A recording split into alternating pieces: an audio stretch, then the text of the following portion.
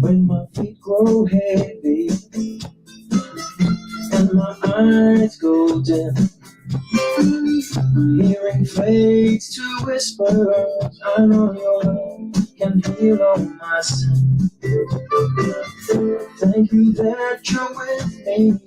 Beautiful words I hear within. Though you will restore faith, your child, you are my king. Bless your name, and we welcome you on us. We bless your name, and we welcome you to join us here. May our words be a sweet, sweet sound in your ears. May our words be a sweet, sweet sound in your ears. May our words be a sweet, sweet sound in your ears.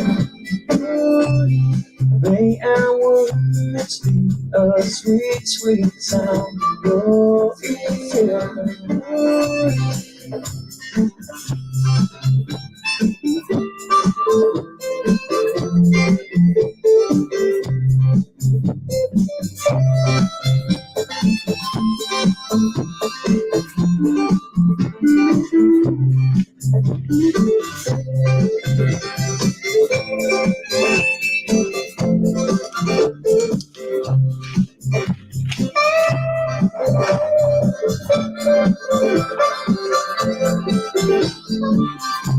We bless your name, and we welcome you to join us here. We bless your name, and we welcome you to join us here. May our words be a sweet, sweet sound in your ears.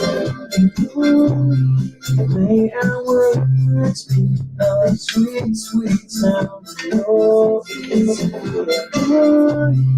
May our words be a sweet, sweet sound in your ears.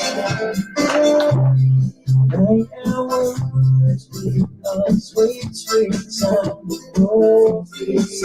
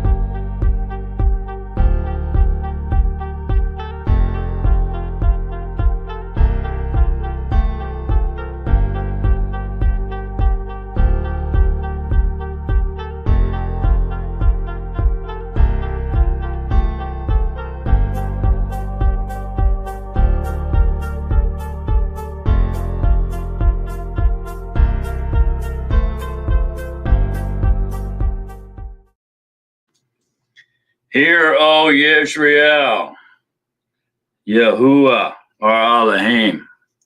Yahuwah is one. And you shall love Yahuwah your Elohim with all your heart and with all your being and with all your might.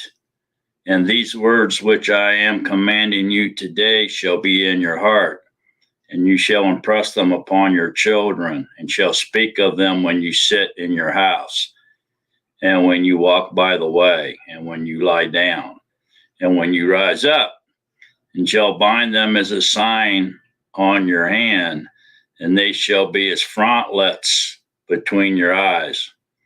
And you shall write them on the doorposts of your house and on your gates. Hallelujah. Hallelujah. Shabbat Shalom, beloved of Yahuwah. Well, it seems as though, from what we just read, we're supposed to keep the 10 love commands with us everywhere we go, even to bed. Very important to understand that the 10 love commands is the everlasting covenant that we have entered into with Yahuwah, and they're forever. They're eternal, everlasting. So even into the eternal reign of Yahuwah, we will have the 10 love commands with us.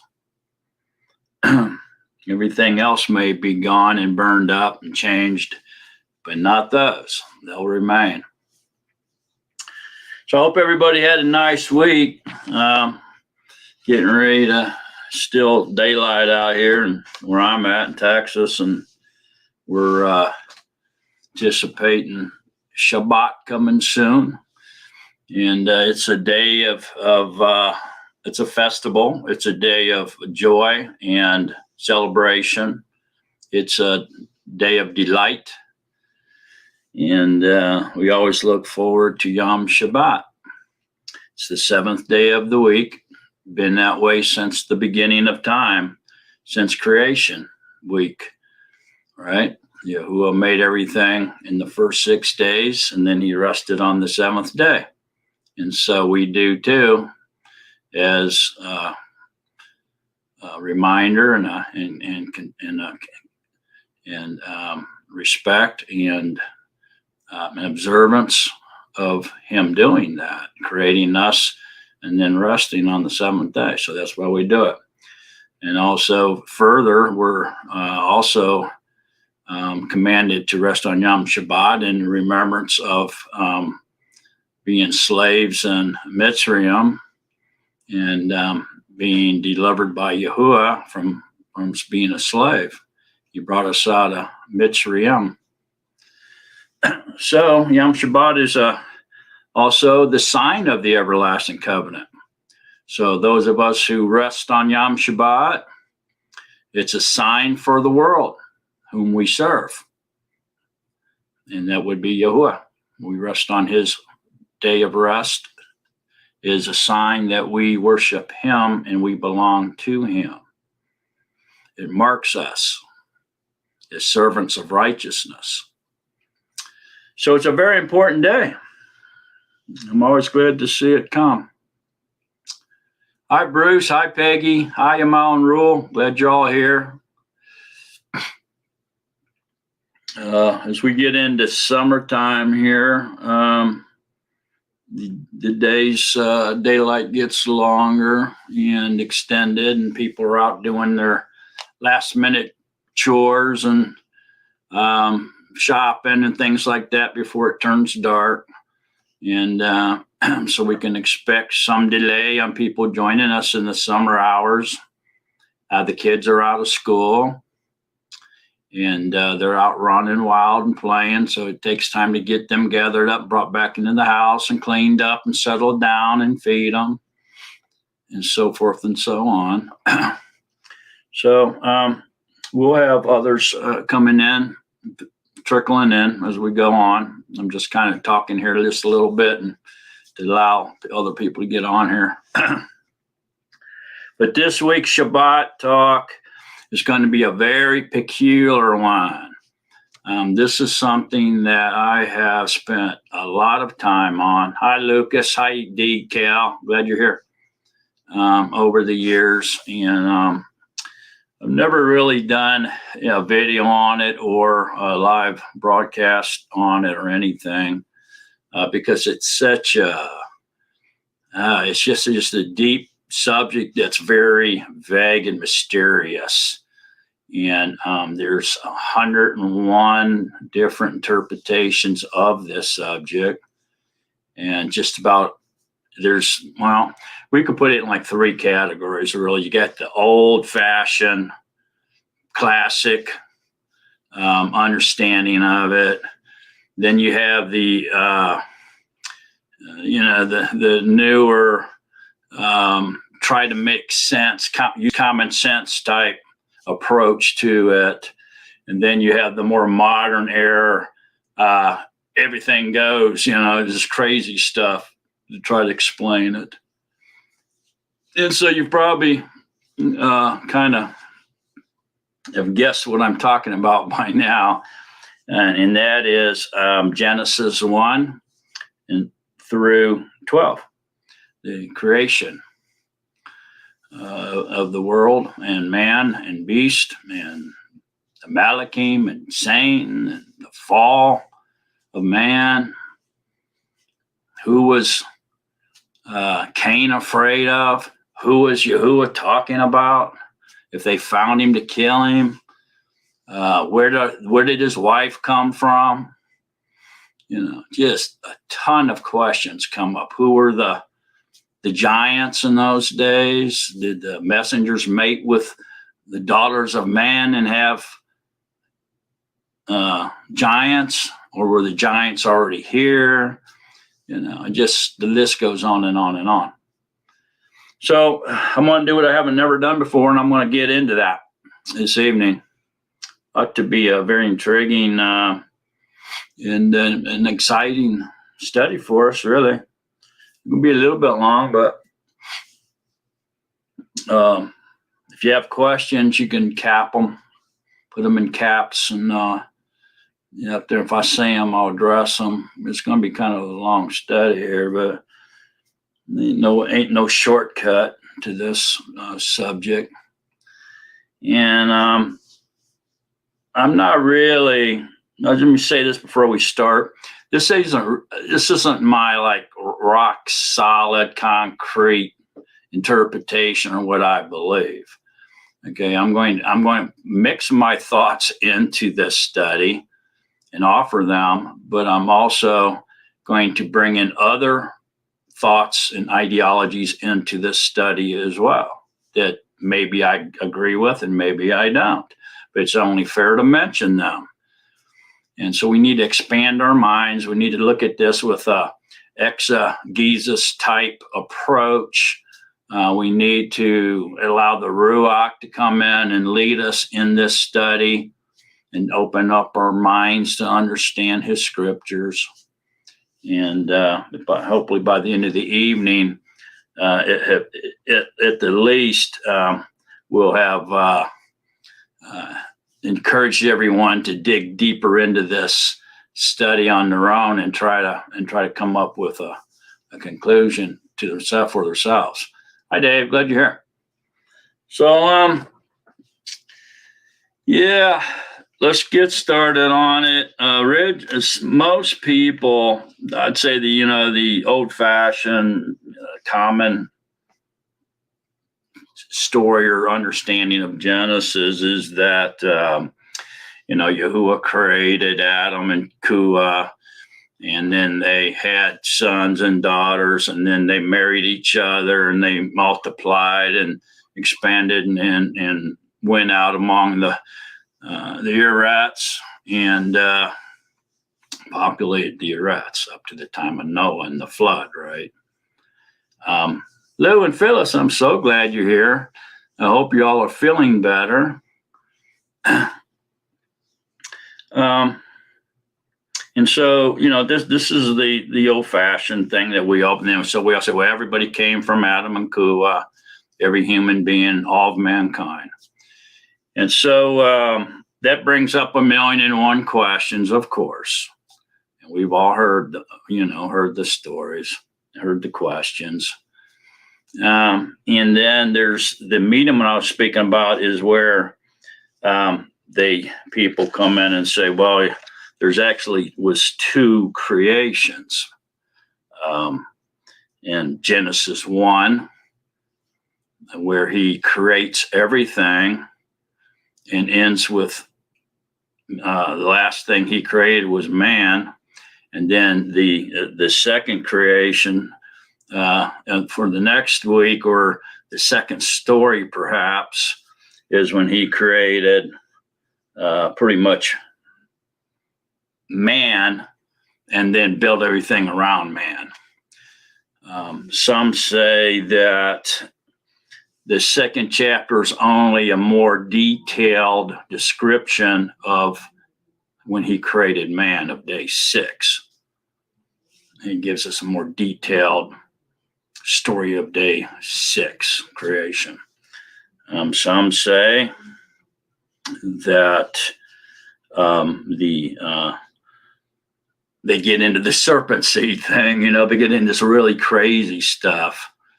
And Abel and Cain were twins, that, Kuah was beguiled by the serpent, and he bred with her. And so Cain was the seed of the serpent, and Abel was the seed of Adam, and they were twins. And, and this war continues today.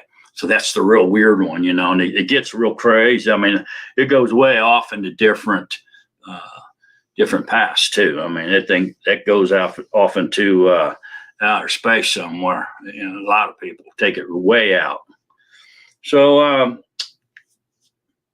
we'll try to make some kind of sense out of this, and see where we can end up with it.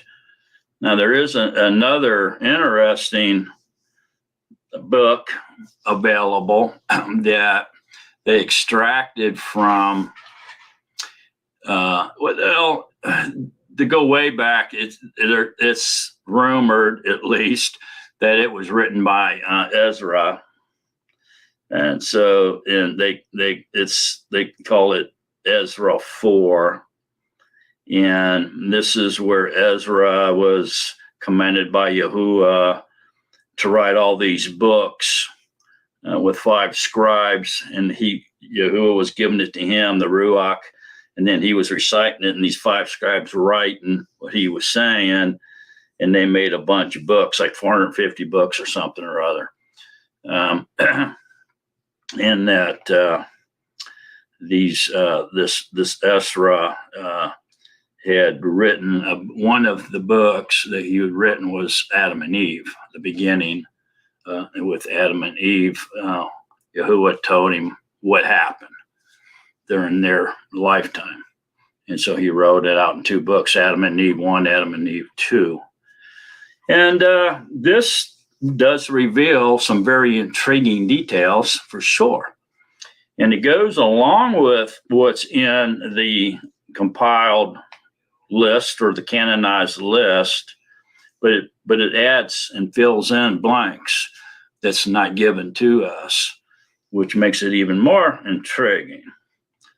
The only caution I'd like to say before we get started here, and this applies to most all the different apocrypha or other books, and most of these other books are credited to Ezra, and is where they come from. This particular Adam and Eve, book 1 and book 2, was extracted from the Ethiopian Bible, and which is that particular Bible was first established probably at the end of the 1st century, maybe at the beginning of the 2nd century.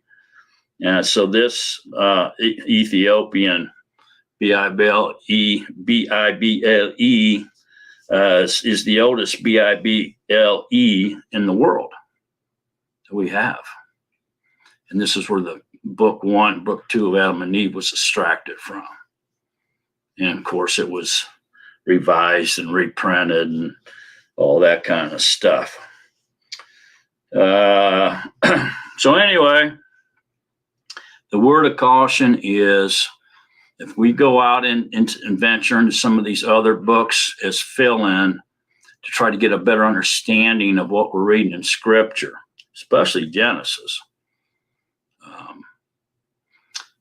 that we take it for what it is. All right. It's outside source from the canonized list. But then we always come back to the canonized list. Okay. We don't stay out there, out in the outside sources and dwell there. Okay. We can read them. We can try to understand them and fill in blanks. But then we always come back to our foundation, which is the scripture of truth, the canonized list. Okay. And that being for the Natsarim, the BYNV. Because even if we come back and we're in the NIV or the King James, the authorized version, or any of them, okay, they have violated that scripture just as much as some of these other outside sources. And they're using pagan names. They replaced the true name of our Creator with devices. They used, when the scrolls was written, they had no periods, they had no commas. The punctuations were just not there. The sentences ran together, one after another. And so they tried to organize it in sentences the best they could. So they put commas in the wrong places. And then they brought in the verse count, the sentence count, the chapter count, and things like this would kind of mess things up somewhat that way as well. And so we go to the BYNV, which is is restored back into the Hebrew text as best as possible in our American language. And then we don't have to err because of the scribes and the works that they've done in these other translations. Look, there's 3,000. There's 300 in English, just in the English language translations, and they're all different. The Greek text has, 3,000 Greek texts, and not one of them are in agreement. Not even one sentence in those 3,000 Greek texts are in agreement. That's because every single year the Greeks have revised their translation. Every new generation corrects what the old generation did. It's a mess. And so therefore, what I'm saying here is, if we venture off, we use books that we know has some merit to them. I mean, they're not far out there, right? Just reading them, you can tell, yeah, this is close. This is just a little weird, but yeah, this is like spot on. You can see there's some kind of collaboration, and if somebody took the time to restore them, like Lou White did the BYNV, they would probably be a pretty good outsource, in my opinion. And I think that some of them are now. Some of them I've read, I wouldn't give a nickel for. But some of them are very intriguing and hit right on. They're spot on some of that stuff in there. So therefore, use caution. If you're not real deep into these things, if you haven't studied them deeply, if you don't have a good solid foundation with the BYNV, then you probably shouldn't go there. But this evening, I'm going to go there just a little bit, because I'm going to show some things that maybe we haven't thought about before, just to get our mind processing, thinking deeper, other than just what's on the surface. Okay? So that's the warning. That I'm glad you're here. So I'm not going to read the entire Genesis 1 creation. We're all familiar with that. And it goes into how he, through day 5, he creates everything. He creates the great light the two great lights on the fourth day. Then he doesn't create anything that breathes, nothing living, no living creatures or no living being until the fifth day. And then the sixth day is when he creates mankind. Okay. So we're going to start at the sixth day and roll through this fairly quickly. And maybe, we can read just a little bit out of this book of Adam and Eve 1 here to kind of see what I'm talking about. But here we go. Now it's batting down the hatches because this definitely gets weird. And this is why I've never done a video on this before. Oh, I've done a great amount of research. Believe me, great amount of research and reading on this and talking to many, many people. Hi, Gibson girl. Glad you're here. So let's start out at day 6, Genesis 1:24.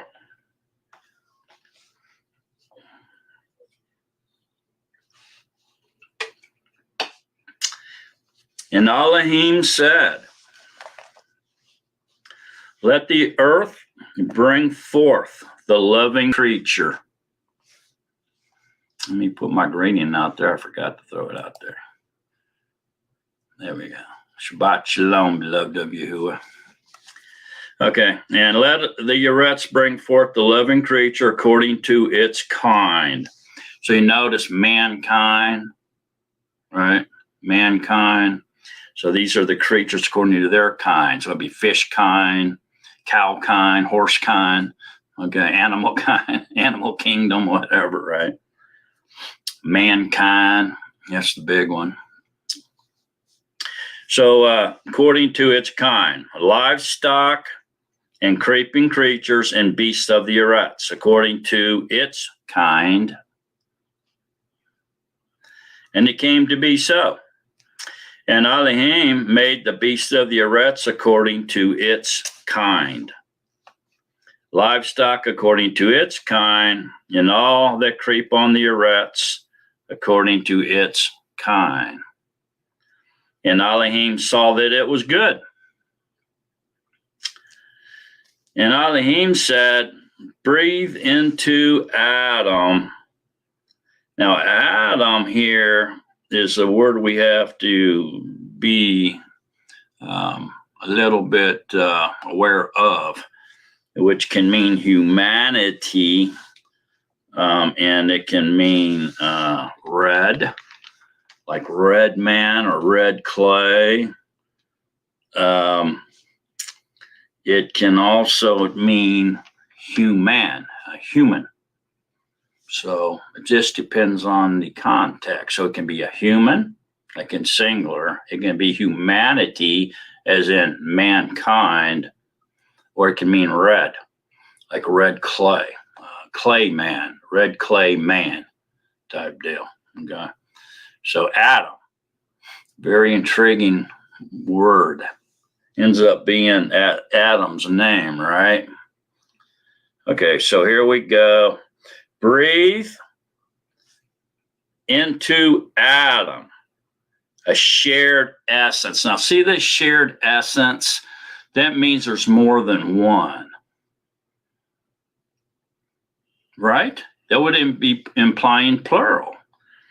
And so this Adam here in this context would be humanity or mankind.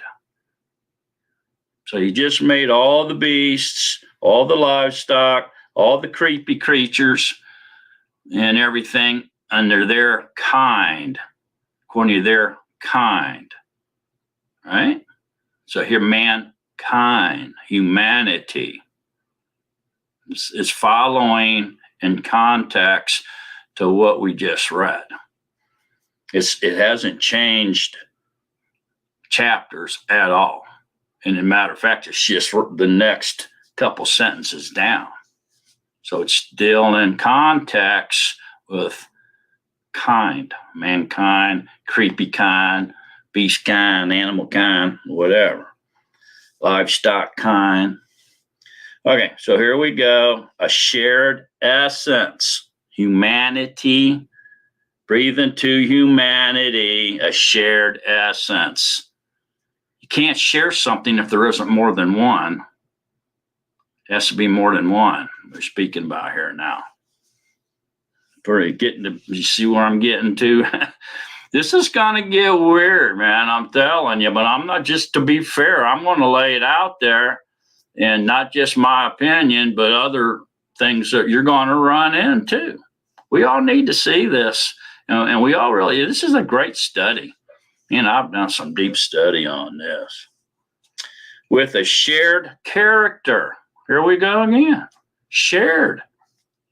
A shared character among humanity. He hasn't seen anything about Yahuwah yet. Hey, Kobe, glad you're here, brother. Been thinking about you, man.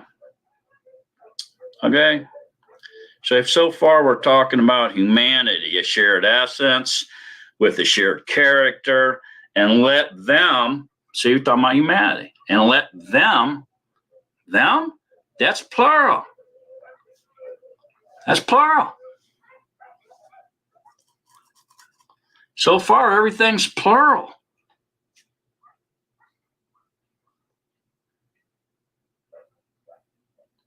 And let them rule over the fish of the sea, and over the birds of the Shamayim, and over the livestock, and over all the arats, and over all the creeping creatures that creep on the arats.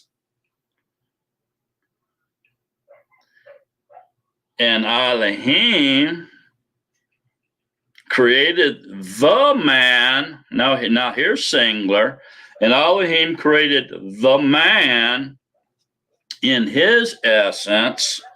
So this is weird. All of a sudden we're talking plural. Now we're talking about a man. This is a different thing going on here all of a sudden. And Elohim created the man. Okay, so what happened here in verse 26 before we hit verse 27? We're talking about plural. Humanity and ruling over them, let them, all of humanity, a plural, man, rule over all the things that are on the arats. And then it stops and goes into the next sentence and says, and Elohim created the man. Huh? You see? So now all of a sudden it's going to a singular, pointing out a singular man. He created the man in his essence. Before they were all created, they were shared in essence with a shared character, and let them rule. See that? All of a sudden here, in the essence, he created man in his essence. So one man, singular, was created in the essence of Elohim. That's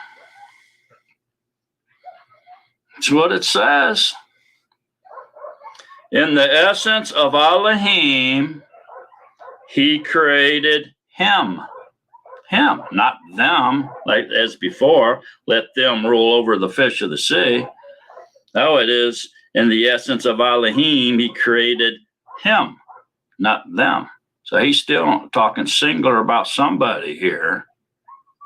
Is he not? He absolutely is. Male and female, he created them. He went back to what he was doing before in verse 26, them. So this seems to be that he begins speaking of humanity as many, a plural, over all the other creatures, living creatures ruling over all of them. And then he goes into a singular, pointing out a man in his essence. And then he expands at the end and says, Elohim created him And then he stops, and then he says, male and female, he created them. What them? Up here, and let them rule over the fish. The ones that he created before he created the one man. He went back to that and said, let them, he created him. In the essence of Elohim, he created him. And there's no but or anything, but then it says there is a dot and a comma there, and it says, male and female, he created them. Now, has he created Eve yet? No. We haven't heard anything about Eve being created here. But yet, male and female, he created them. Well, some say, well, he's talking about the animals. That's why, that's what he means there. But when if he is, then what's this mean? Breathe into Adam a shared essence with a shared character, and let them rule over the fish of the sea, and over the birds of the Shemayim, and over the livestock, and over the rats, and over all the creeping creatures that creep on the rats.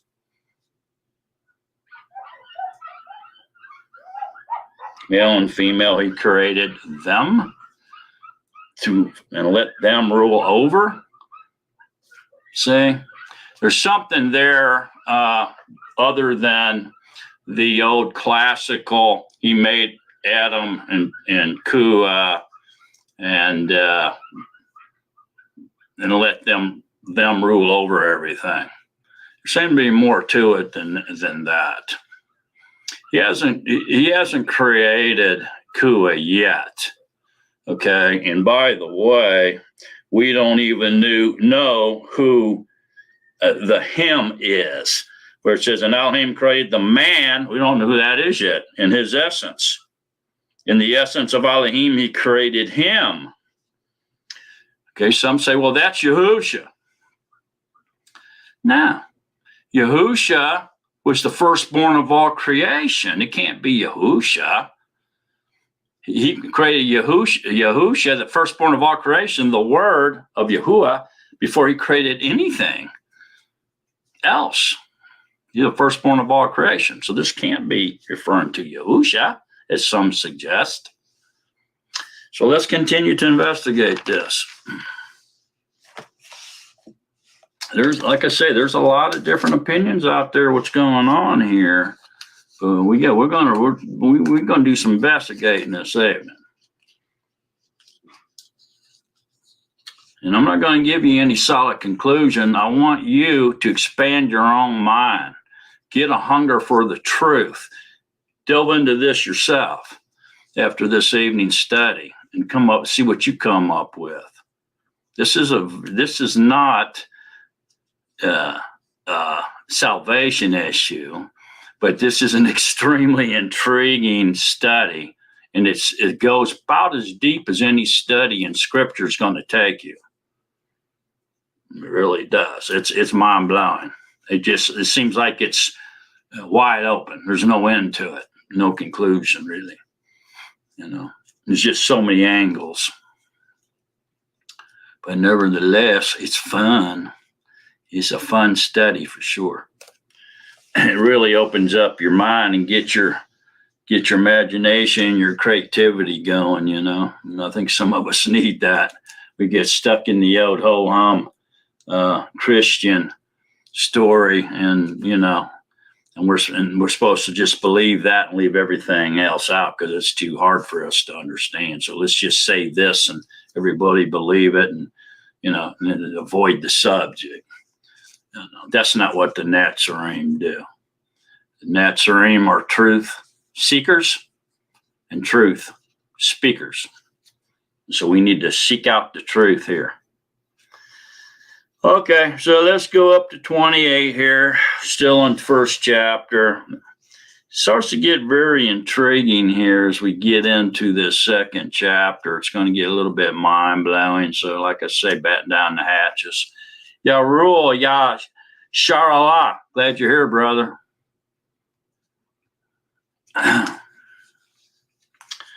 And Elohim blessed them.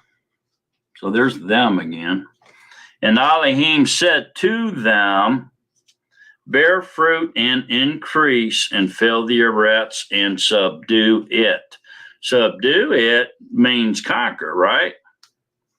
Take control of it. Subdue it. I think so. And rule over the fish of the sea, and over the birds of the Shamayim, and over all creatures moving on the earths. So now he's telling them, the male and female, right? Ain't no word about Kuah yet. Male and female, he created them, and Elohim blessed them, and Elohim said to them, see, this is speaking plural. This is back to the plural, man.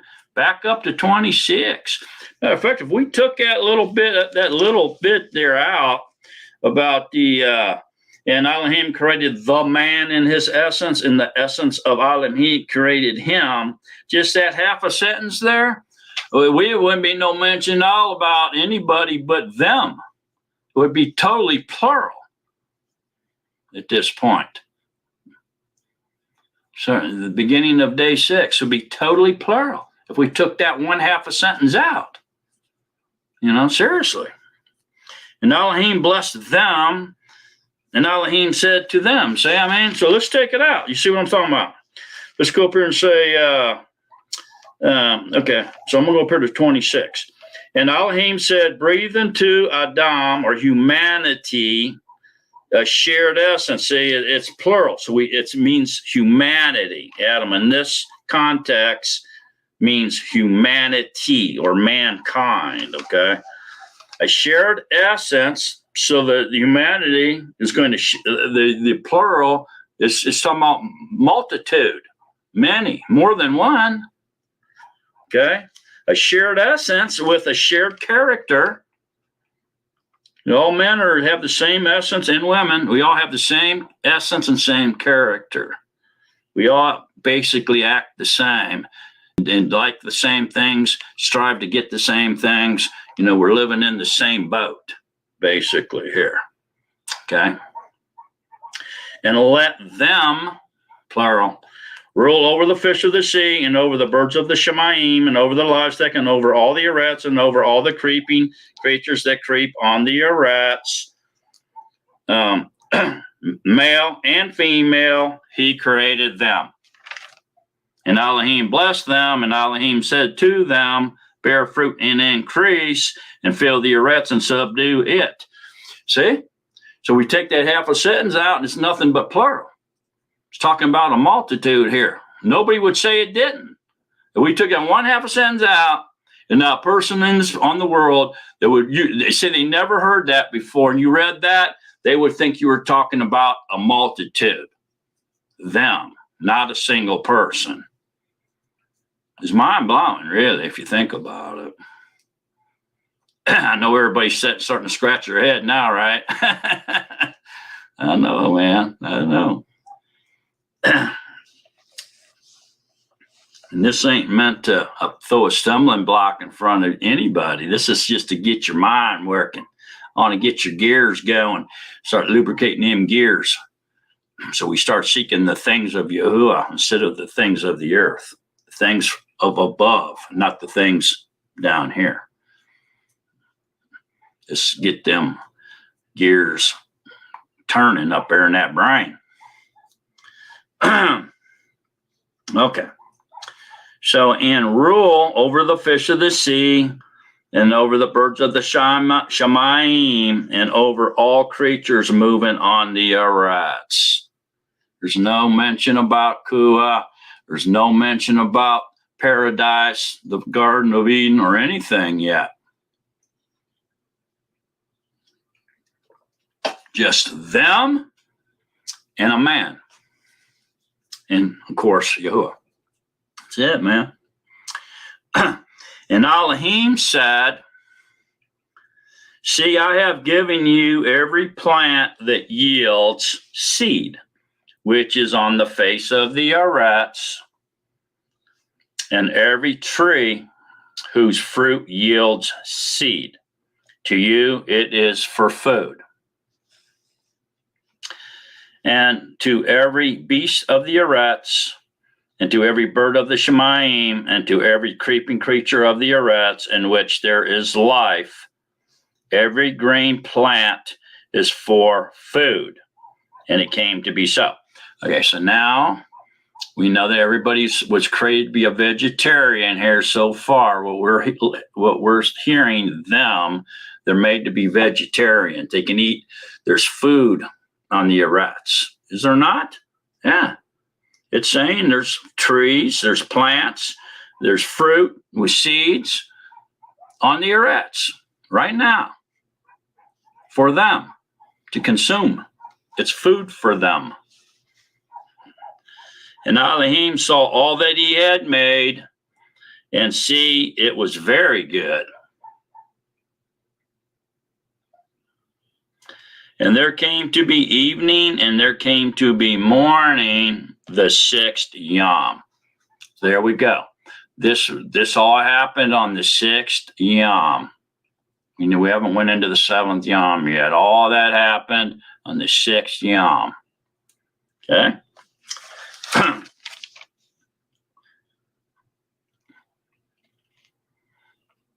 So notice here in 25, it says, and Elohim saw that it was good.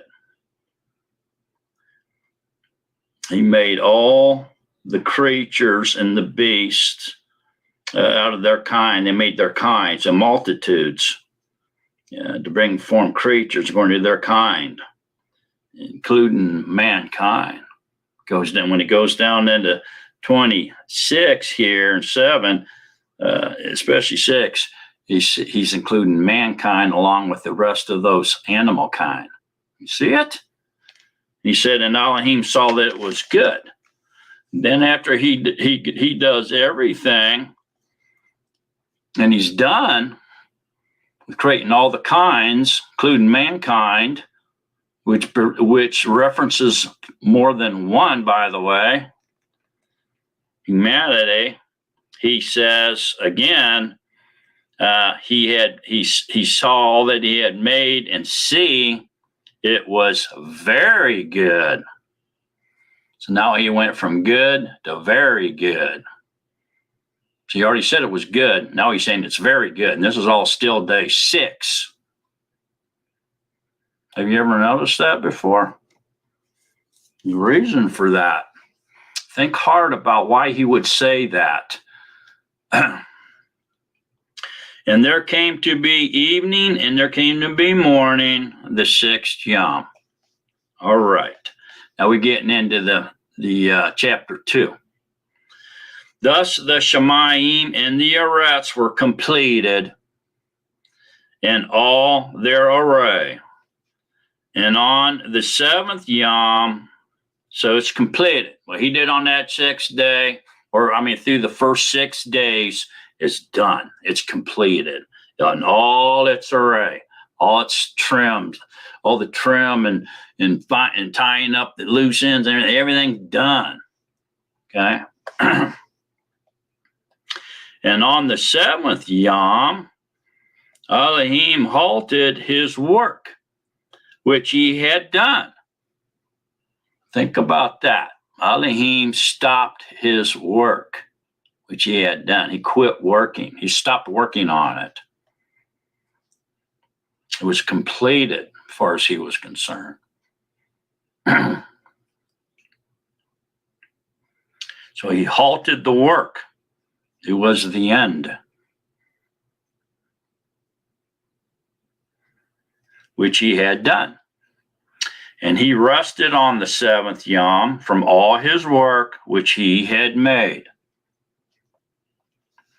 And Elohim blessed the 7th yom and set it apart. Set apart from what? All the other days. It's been lifted above the other days. It's a special day. It's unlike the other days. It's has a higher value. It's a more esteemed day. Okay. Set apart. treasured possession. Because on it he rested from all his work which Elohim in creating had made. Okay, so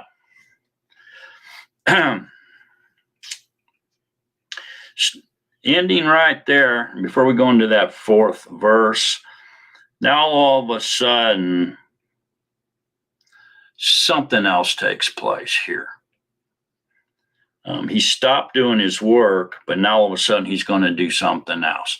Remember all that talk about male and female? He created them, and then he created the one man, but then he made all of them to rule over all the Eretz and all the other kinds and all that. Male and female created them. Has he created Kuah yet? He absolutely has not. So who in the world is he talking about, male and female? He created them and gave them rule and dominion over the rest of the world. Did he create other humanity along with the animal kind and mankind in his first 6 days? Did he? And who was the one man? It was made outside the other mankind, the humanity. Very interesting. Before we move on from there, I'm going to put that big surprise on hold there for a second. And I want to look over here at Isaiah 46:9, if you will. If you got the BYNV, go to 46:9, Isaiah. Says, in reference to what we just read, it says, remember the former events of old, for I am all, and there is no one else. Elohim, and there is no one like me, declaring the end from the beginning. The end from the beginning of what? Eternity? No. The beginning of the end of his creation. When it began and when it's going to end. After the 7,000 millennium reign. He gives us 6,000 years. And a bonus round of a 1 millennium bonus round to live in his peace as it should have been. And afterwards, it's the end. Game over. And from of old, that which has not yet been done, saying, my counsel does stand, and all my delight I do. Calling a bird of prey from the east, the man who executes my counsel from a distant land. Indeed, I have spoken it, I also bring it to pass. I have planned it, I also do it. Okay. So, we let that sink in. And we'll go back over here where we left off.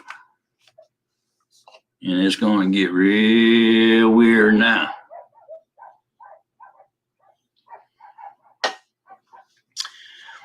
These are the births of the Shemayim in the Eretz when they were created. In the day that Yahuwah Elohim made Eretz and Shemayim. Now, no shrub of the field was yet on the Eretz. Huh? Wait a minute. Didn't we just read where he put all the plants and trees and gave it to, and the seeds and the fruits and gave them to us for everybody to eat? And he said it was very good? I mean, there's nothing on the earth yet.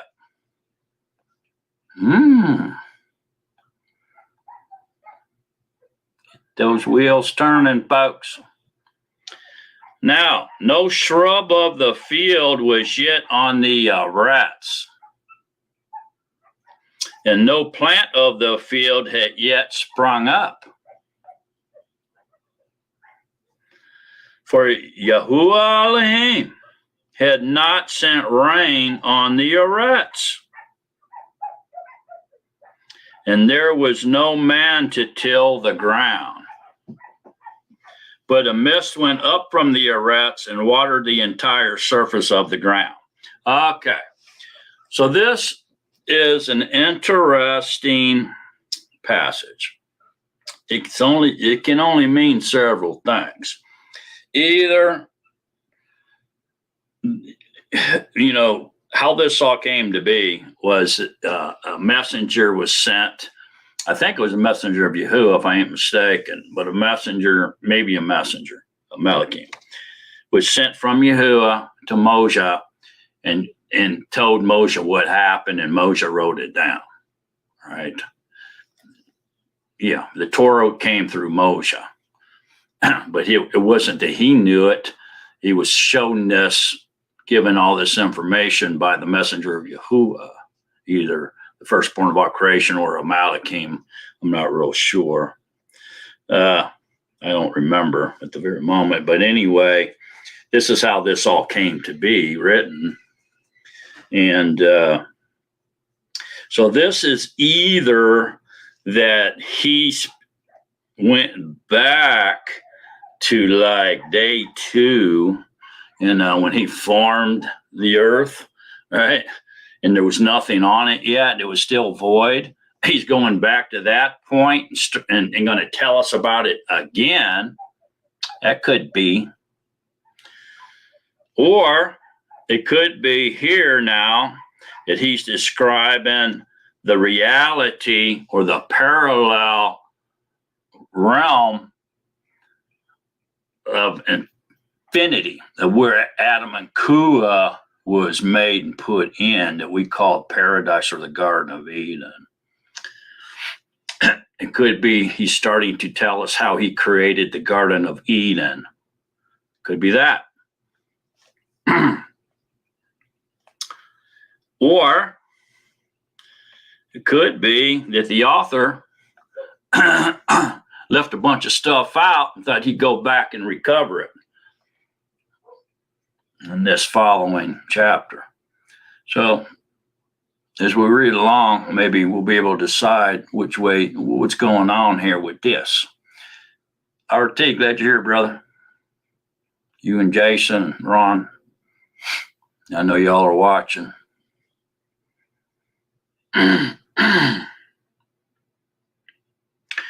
there was no man to till the ground. Okay. But a mist went up from the Eretz and watered the entire surface of the ground, whatever this ground is. And it definitely was no Adam yet. There was no plants. There was no shrubs. There was no rain yet on this particular verse 5. Okay. So then in 7, it says, and Yahuwah Elohim formed the man. Oh, here we go again now, talking about the man. Here, this is singular now. He formed the man out of dust from the ground and breathed into his nostrils the breath of life. And the man became a living being, which is also the same as a living creature, same as the animals at this particular point. So, is this talking about the man that we were reading about? I think it does. Let's go look at it. So that would be back in verse 26 and 27. So Elohim said, breathe into humanity, or Adam, humanity, mankind, which is in context to what 24 and 25 is saying, a shared essence with a shared character. So all humanity's basically the same. And let them rule over the fish of the sea and over the birds of the Shemayim and over the livestock and over the arets and over all the creeping creatures that creep on the arets. And Elohim created the man in his essence. In his essence, in the essence of Elohim, he created him. So we go back over here and says 7, it says, and Yahuwah Elohim formed the man out of the dust of the ground and breathed into his nostrils the breath of life, and the man became a living being. So very interesting here. Single man breathed into his nostrils, and he became in the essence of Yahuwah. So this is extremely intriguing, man.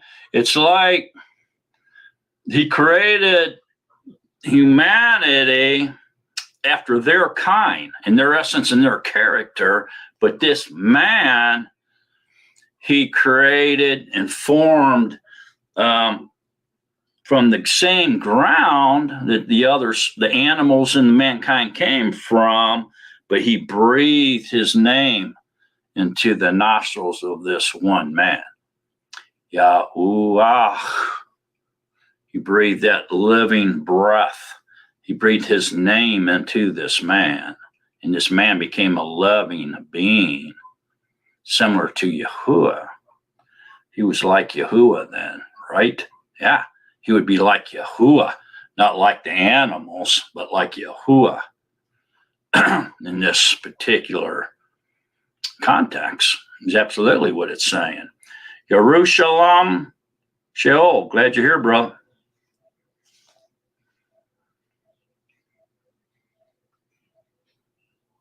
Gambia, right on, man. Glad you're here. Thanks for joining us. Okay, so there's a distinction here, man. You got to admit, at least, that there's a distinction. There absolutely is a distinction for sure. Okay, so let's go on to see what 8 says. And Yahuwah Elohim planted a garden in Eden. Huh? Okay, so here we go now. Look out. There was no shrubs, no trees, no nothing. The rain hadn't hit on it yet, right? He makes this man out of the same ground as he did the animal kind and the mankind, but yet he breathed his essence into this man, and he became in the essence of Yahuwah, a man, it says. Didn't say them. We all got the same vision here? I hope so. And Yahuwah planted a garden in Eden to the east. And there he put the Adam. And the Adam is definitely, in this context, suggesting singular, a man.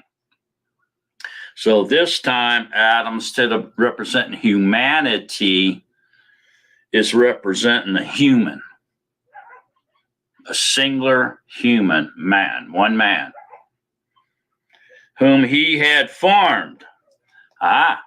So it didn't say he formed back in 1. It didn't say he formed mankind. It didn't say he formed all the animals and their kind and the creeping things in their kind. He just spoke them into creation and made them something that was not there. He made them appear from the dust. He took nothing, basically dust, and made these living creatures. Living being, living creatures, the same thing. Well, we can see that right here in Scripture. It's plain to understand that. Okay?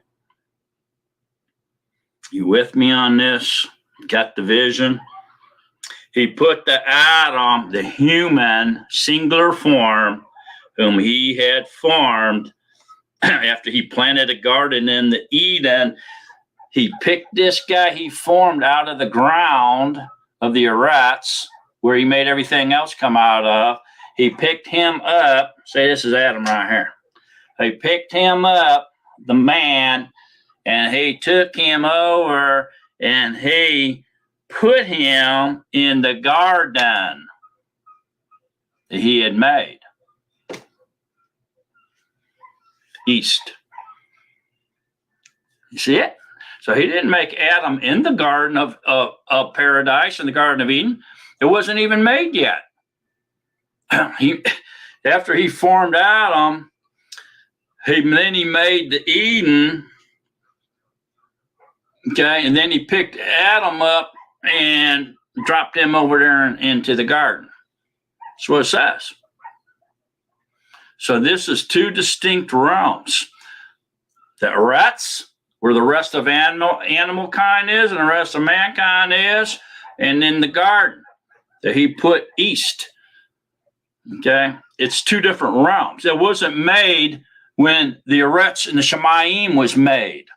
It didn't exist yet. We just read that. No shrub of the field was yet on the Eretz, and no plant of the field had yet sprung up. There was no man to till the ground.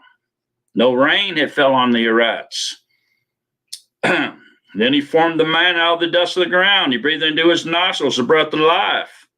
He became a living being. And then Elohim planted a garden in the Eden to the east. And there he put the Adam, whom he had formed. See? So that Garden of Eden wasn't even made yet. After he did all this mankind and animal kind stuff.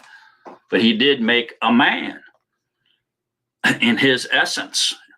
And he formed this one man and breathed the breath of life into this one man. He became a living being. He was in the likeness of Yahuwah, this one man. The rest of them were in the likeness of themselves, of mankind. It's pretty wild, isn't it? So here we go. And out of the ground, Yahuwah Elohim made every tree grow that is pleasant to the sight and good for food. Where? In the Garden of Eden. He already did that on the Eretz. Now he's doing it in the garden. With the tree of life in the midst of the garden, and the tree of the knowledge of good and evil, along with the tree of the knowledge of good and evil, was in this garden with all these other fruit trees, good trees that he could eat. So here's an isolated realm of reality for this one man, this one Adam, okay, human. He resembled all the other humanity except for one thing.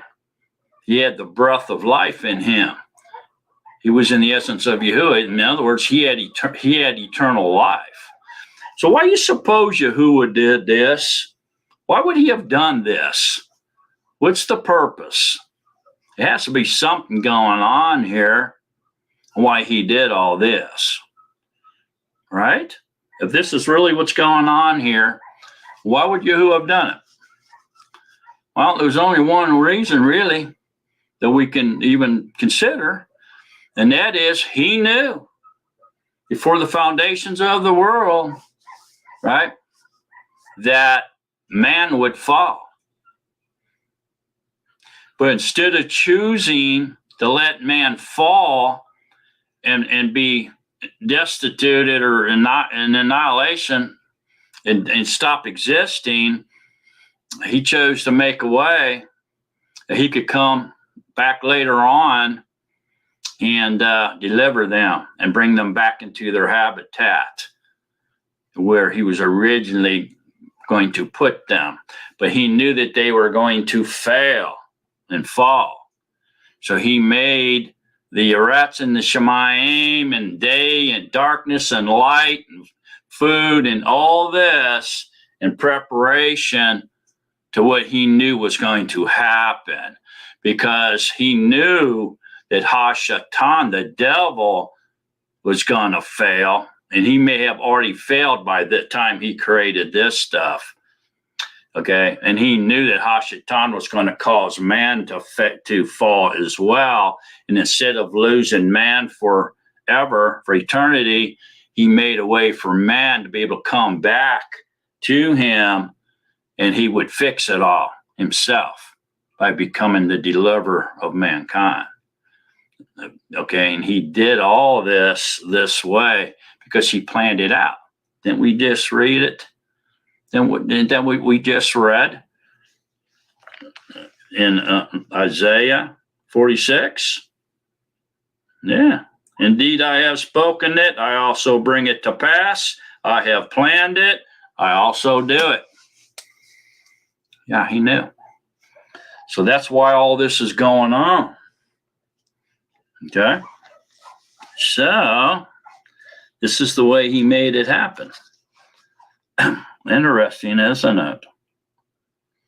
Okay, so he puts Adam, man, the human in the garden that he made for this particular one man. And in it, there's a tree of knowledge, a tree of life, and a tree of knowledge of good and evil, because he knew that there was going to be light and darkness, and there was going to be man was going to have to suffer and through evil and darkness in order to get back to the light, because he knew they were going to fall.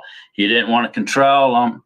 He didn't want them to be robots and obey his, make it. So they had to do it because he's forcing them to do it.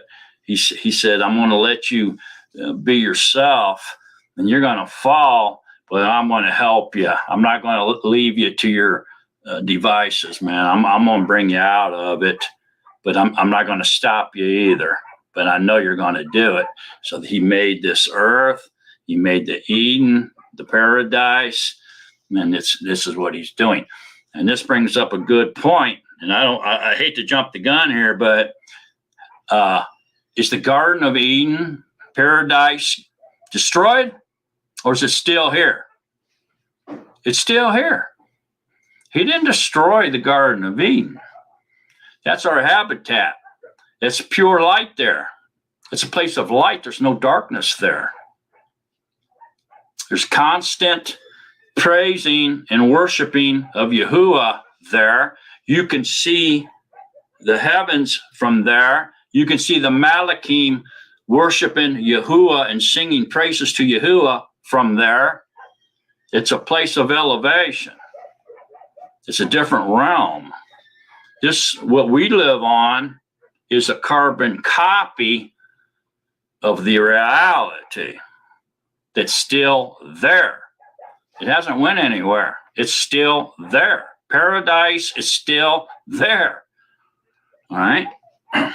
Remember that. That's very important to realize that. What did he do to it? He didn't destroy it. He just made Kuah and Adam leave, and they had to walk out. And they were flipped. They were blown away because they didn't even realize that they were walking when they walked out. And what happened? They walked out with bloody sheepskins on them, dripping with blood. Right? Cleaning up their neck with their trespass with the blood of that sheep. Yahuwah placed it on them. And they left, walked out, not realizing they were even walking, because they were leaving paradise. And then what happened? He put a Kurim or a Malachim of sorts, a mighty messenger in front of it with a sword going both ways, right? A flaming sword to keep them out, blocking the way in and out. Nobody can go in and out there. They're going to get cut up with that sword. So it's being guarded. The entranceway is being guarded. It was not destroyed. It's still being guarded right now. We can't see it. Why? Because we got carbon eyeballs. Our carbon eyes can only see carbon. And we're living in this carbon copy world. Just a carbon copy. That's all it is. It's not the reality.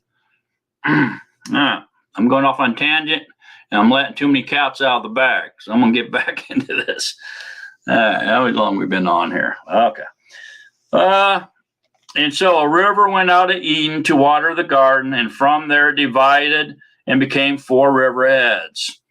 And it tells you the names of them. And we go on down here, and it says on 15, and Yahuwah Elohim took the man and put him in the Garden of Eden. So he wouldn't make him, he didn't make him in there. He made him out of the dust of the earth, and then breathed. It made a living being out of him, and then came and dropped him in the garden that he made later on, after he made the carpet world. Then he made the reality, put Adam in there, the man, in order for him to work, to put him in the Garden of Eden, to work it and to guard it, to keep it up, keep it clean, keep it nice looking, whatever. And Yahuwah Elohim commanded the man, saying, eat of every tree in the garden, but do not eat of the tree of the knowledge of good and evil, for in the day that you eat of it, you shall certainly die. And Yahuwah Elohim said, it is not good for the man to be alone. I'm going to make you a helper make a helper for him as his counterpart. So why did you put this tree in there and warn Adam? Because he knew that same as Satan fell, that Adam was going to fail. He's going to fall, and he knew it. And so he did that so that there would be no doubt that Adam would fall on his own account. Elohim would have nothing to do with Adam's fall. And he wanted to make that very clear by doing what he's doing here. And so he warns him not to do it. That way Adam can't come back and say, it's all your fault because you didn't give me Torah. You didn't tell me I would die. It's your fault. Why am I being punished for something you did? See, there's no way Adam could do that now because of the way Yahuwah has done this. See? And he's going to try to blame it on the woman, and the woman on the serpent, but they can't blame them, can blame it on Yahuwah, because he made sure they couldn't blame him for it. All right. So it's done on their own course. They did under their own strength, their own decision. It was their decision to do it. He had nothing to do with it. He warned them. And Yahuwah Elohim said, it is not good for man to be alone. I'm going to make him a helper for him. See, Kuah has not even been made yet. And from the ground, Yahuwah Elohim formed every beast of the field and every bird of the Shemayim, and brought them to the man to see what he would call them. And whatever the man called each living creature, that was its name. So the man gave names to all livestock, and to the birds of the Shemayim, and to every beast of the field. But for the man there was not found a helper for him as his counterpart. This is very interesting. You know, this to me seems like this is almost prophesying the ark. He was, at this point, Adam was in the Garden of Eden, which is paradise, which was a different realm. There was no night and day in there. It was just all light, kind of like the new city. There's no need for the sun or the moon, right? In the new city, same with paradise.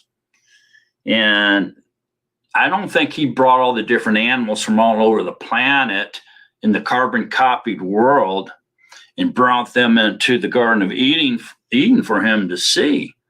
I think he took 2 of each one, male and female, and brought them in there and transformed them into where he was in that realm.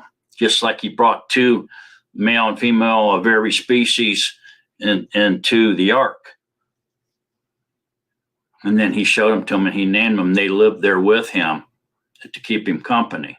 Matter of fact, I'll go as far as to say that those animals in the Garden of Eden could speak. I think they could speak in there. The ones outside on the arets, Maybe, maybe not. But I think the ones in the Garden of Eden could. So this kind of reminds me of the ark, where he brought the 2x2 and their male and females. Very interesting. And I think Yahuwah probably put it in Adam's mind what to name these animals. You know what I'm saying? He gave him the idea of what to call them. Yahuwah did. Although Adam spoke their names out of his mouth. Very interesting. So anyway, verse 21. Thanks, Dave. I'm glad somebody likes my tangents. Yeah. Okay, 21. So Yahuwah Elohim caused a deep sleep to fall on the man, and he slept.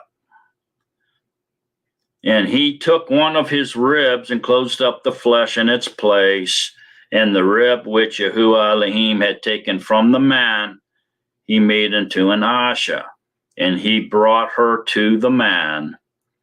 And the man said, "This is now bone of my bones and flesh of my flesh. This one is called Asha, because she was taken out of Ash.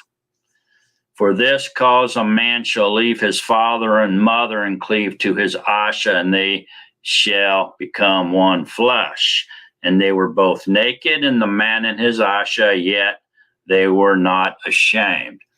Okay, there's something here I got to point out real quick. It's kind of amazing to me. Now all of a sudden there is a female in the garden. It was just Adam and some animals, and I think 2 of each animal, and he named them. And here now there's a woman in there with him, Asha. And this verse 24 kind of blows my mind a little bit. It says, "For this cause a man shall leave his father and mother and cleave to his Asha." Who said that? Adam. So who said that? Look down here at verse 23. "And the man said,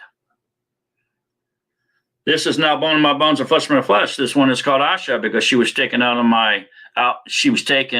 of Ash. For this cause a man shall leave his father and mother." That's Adam saying this. How did Adam know that?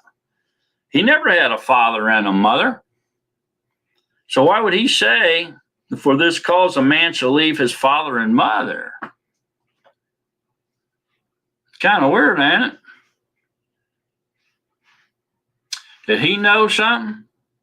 Could Adam see from the paradise, from the Garden of Eden down into the world, and watch the rest of mankind, what they were doing? Is that a possibility? How else would he know that there's a father and a mother? I mean, he just woke up and there was Eve or Kuah. First time he laid eyes on a woman? Doesn't sound like it. Because he says, "For this cause a man shall leave his father and his mother." How would he know that? Isn't that an intriguing thought? Okay, so anyway,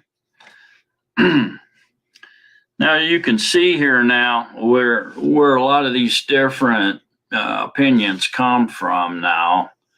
And you have to determine it out for yourself. What do you think? Do you think that he made the world and then the whole entire planet was a paradise, and then he made Adam and Eve, and then they started having a bunch of kids, and them kids had kids, and their kids had kids, and all this inbreeding going on, and populated the world up to the time of Noah? It doesn't sound like it to me.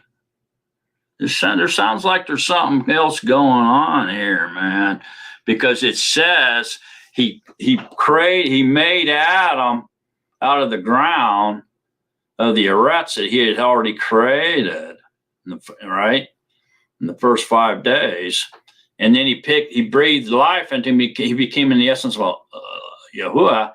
Then he picked him up and then he made Eden. He made Eden.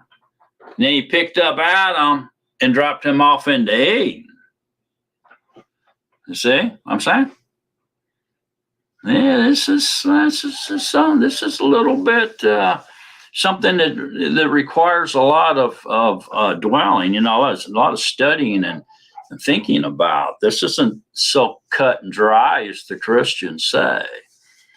Okay, so with all that in mind, time to get a little deeper into this. So we find out here in chapter 3 that Hashatan either possesses a creature that's called a serpent at the time, or it's just a metaphor that Vladimir Meltzer, glad you're here, brother, or it's a metaphor of Hashatan himself, of the old serpent, the devil, the dragon. Okay, which that's what I think it is. But he was more craftier than any beast of the field which Yahuwah Elohim had made. I think this is telling us that Hashatan, the devil, the old serpent, was more crafty than any of the other Malachim that Yahuwah made. Which are now would be the fallen, would be demons, right? So Satan is more crafty than all the demons that Yahuwah made. So at this particular time, and I think before he even created anything myself, Hashatan had fallen. He had turned wicked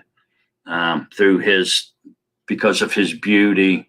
His pride overcame him. Iniquity was found in him, and he fell, became evil.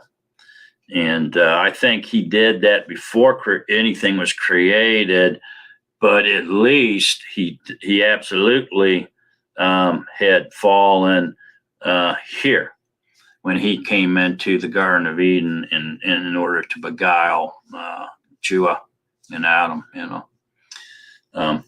Why didn't he go out and beguile the other mankind that was already on the Eretz, living outside the garden? Because Adam and Kuah, reciprocating off of Adam, was made in the essence of Yahuwah. So he was going straight for the throat of the treasured possession, if you will, of Yahuwah, which Adam and Kuah was, because they were made in his essence, not the essence of the rest of mankind, although he looked like them. I know that Adam and Kuah were immortal in this paradise, although he was made of soil. When he picked him up and he put him down into that garden, he received immortality for sure. He was immortal. Had to been. So it's like during like the first resurrection, Yahuwah is going to transform us and give us an immortal body in the wink of an eye, right? Same thing. He just gave him immortality as soon as he dropped him in that garden. I don't think Adam even realized anything other than that. I don't think he was immortal when he was in the Eretz, but when he brought him up and dropped him in that garden, he was. See what I'm saying? So this is who Satan was after. They were on his level, so to speak. They were in an eternal realm, and he wanted to destroy that. I didn't care so much about the rest of the planet, other than he wanted to inhabit it and make it his habitation, and by himself, him and his demons. He didn't want none of Yahuwah's creatures there, right?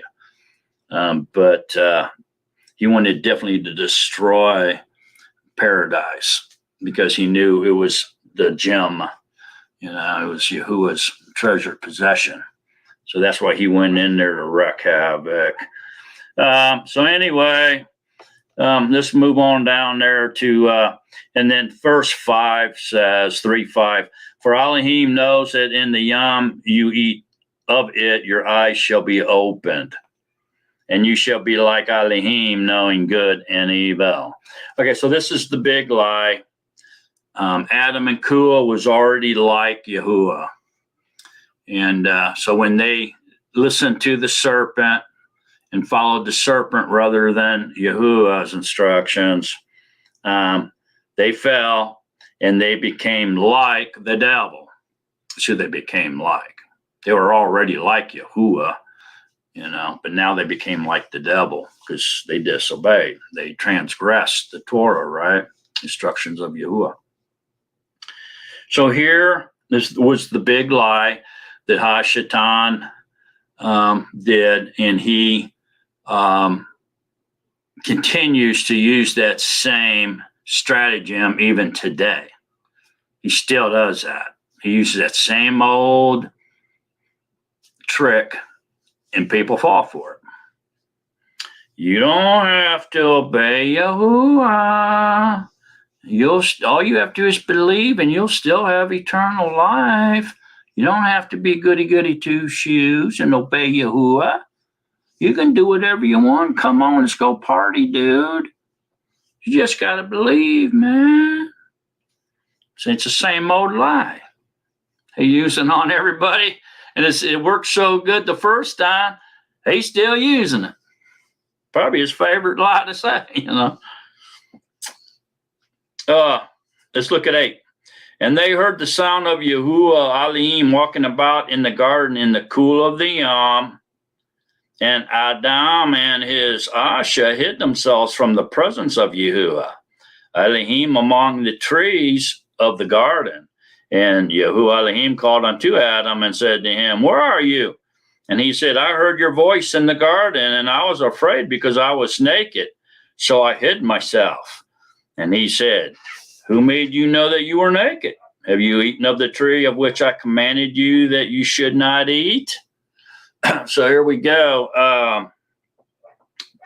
This shows us that the word of Yahuwah, or the firstborn of Yahuwah, or Yahusha, was in that garden with him, walking around. Walking, he had legs, and speaking, he had a mouth. Around in there with Adam and Kuah. He's having a relationship with them.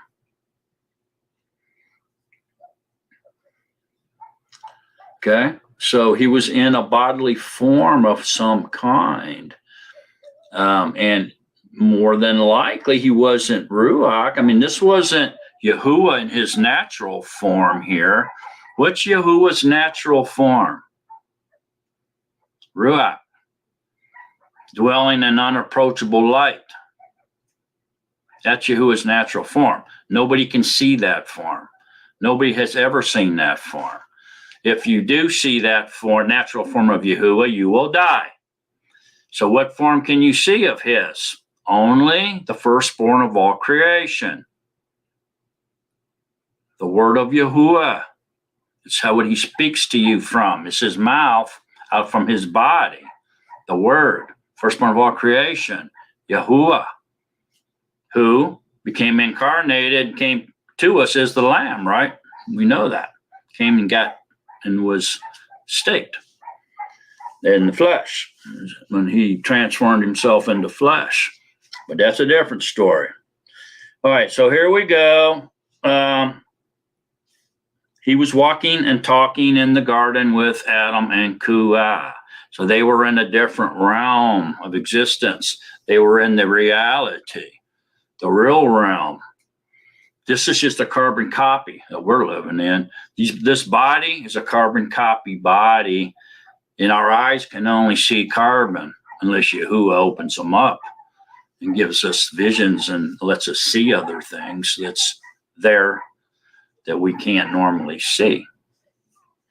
All right, so this is where Adam and Kuah was, and they were no doubt immortal, living in paradise, which is still there. They're not living in it no more, but there are people living in paradise right now. but it ain't Adam and Kuah. And the angel still, that Malachim, he's still there with that flaming sword guarding the entry to it. You can't get in unless Yahuwah tells him to let you in. Woo-wee. So here we go now. Let's go over to 3:15. And I'll put intimacy between you and the Asha, and between your seed and her seed. He shall crush your head, and you shall crush his heel. This is where the serpent seed people, doctrine people come in and try to tell us that, Cain and Abel were twins, and one was the seed of Satan and the other is the seed of man, And this is where they really start hammering that theology or ideology at us.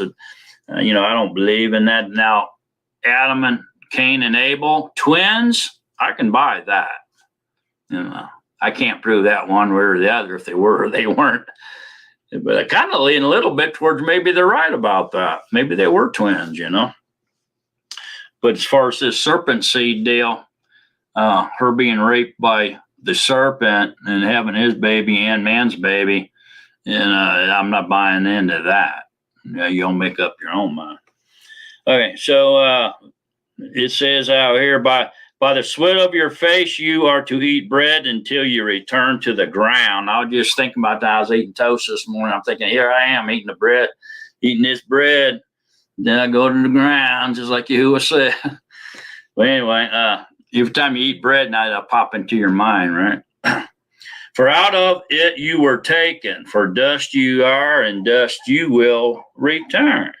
So he's telling him, look, you're immortal as long as you stay obedient and stay, the creature I made you to be, just like Satan, right?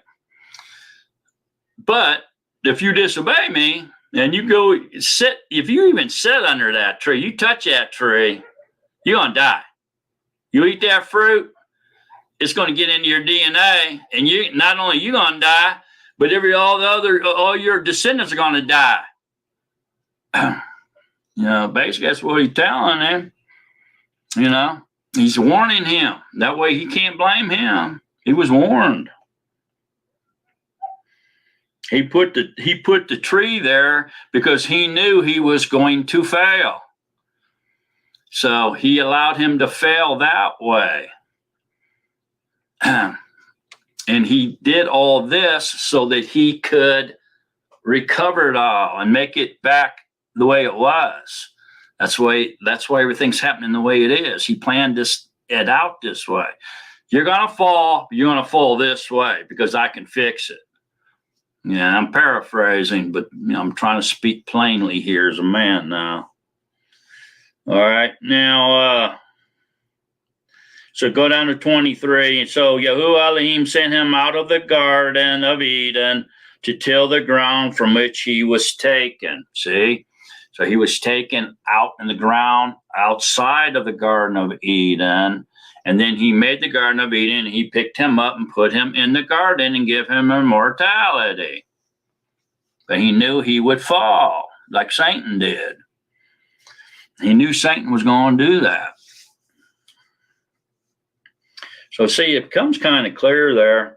Matter of fact, let's read the whole verse.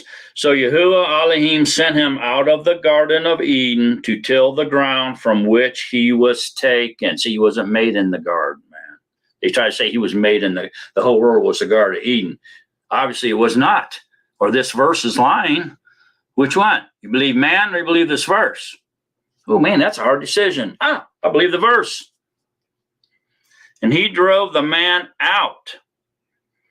The man walked out and didn't even know he was walking, because he was an immortal being. And he placed cherubim at the east of the Garden of Eden and a flaming sword, which turned every way to guard the way to the tree of life. There's where the tree of life is, in the Garden of Eden. So where are we going to go? Where are we going to go? We're going back into paradise. We're going to go back in our habitation at the end. The righteous will. That's why it's still there. He didn't destroy it. He just closed it until the time came that he would deliver us. And the righteous Adam and Kuah, he made a covenant with and promised to bring them back to paradise along with their righteous descendants, including Yahusha. Noah, David, and Yahusha are all direct descendants of Adam. Cain's never mentioned in any genealogy, any of it. Yeah, that's what it sounds like, folks. Let's look over here at 4 real quick. And Adam knew his Asha, and she conceived and bore Cain, and said, I have gained a man from Yahuwah. And again she gave birth to his brother Abel. And Abel became a keeper of the sheep, but Cain became a tiller of the ground. So here, this is where the serpent seed doctrine says that they were twins. I can buy that.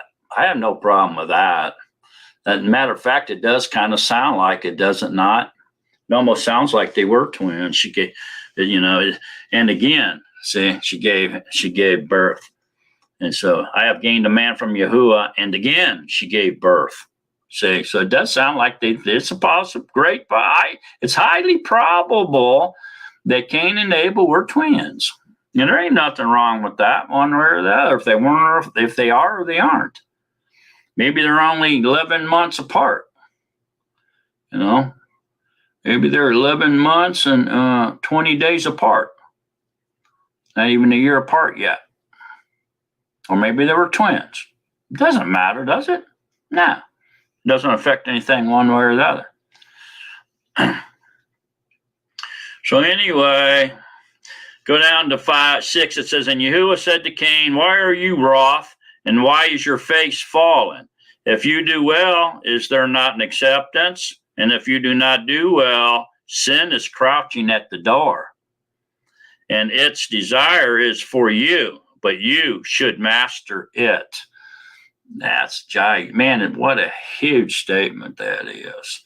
So we'll see how we can fit that into our walk today. It's precise, really. It really is. If we obey, we're good to go. We're accepted, right? If not, sin's crouching at your door, and its desires for you to be a slave to sin and death. But you should master it. So when you're reborn, then you should learn to master sin. So you're no longer a slave of sin, but a master over sin through the power of his righteousness, which is in you. It's impossible for you to sin if the Ruach HaKodesh indwells you. You're a new creature, waiting on your new body, immortal. Get back in a mortal body and get put back into our habitat, which is the Garden of Eden or paradise. That's where we're going. New heaven and new earth is going to be the reality, man, is coming back. And that's where we're going to live, in paradise. So I think at this point, the whole world will be paradise. Like the Christians try to tell you that it was in the beginning, that the whole world was the Garden of Eden. I don't think that was true, but I think it is at the end. I think the whole world becomes the Garden of Eden in paradise, in eternity, because Yahuwah is going to come down and live with us. He's going to tabernacle with men on earth, a new heaven, new bodies, new city, and it's going to be in the paradise. The whole world will be the Garden of Eden. We'll be back in our habitat, and we'll be back in immortal bodies like Adam and Kuah was. So what did they fall from? They had to fall from somewhere that was a higher realm than the one that they came to, this carbon copy world. They were transformed and put back into the ground where he formed them from. See, why? Because he planned all that out. That's why he made it that way. He knew what was going to happen. And if he wouldn't have, then we wouldn't be here right now. Because Adam and Kuah would have died, and that'd have been all she wrote. He would have had to make something new or forget about man or whatever, but he chose not to. He said, yeah, all right, y'all going to fall. But you know what? I'm going to deliver you. I'm going to bring you out of the dust, and I'm going to put you into mortality forever, eternity with me. The righteous seed, I will. You know, he has all planned out, and he's doing it. It's all his master plan. Let's look down here at 12. It says, if you till the ground, it shall no longer yield its strength to you. You shall be a fugitive and a wanderer on the Eretz. Now you're talking. This is after Cain kills Abel. Okay, we all know the story. You know, your brother's blood cries out to me from the ground, and now you are cursed from the Eretz, which has opened its mouth to receive your brother's blood from your hand. If you till the ground, it shall no longer yield its strength to you. Isn't that amazing? So he must be sending him out into a sandy desert or something. You shall be a fugitive and a wanderer on the Eretz.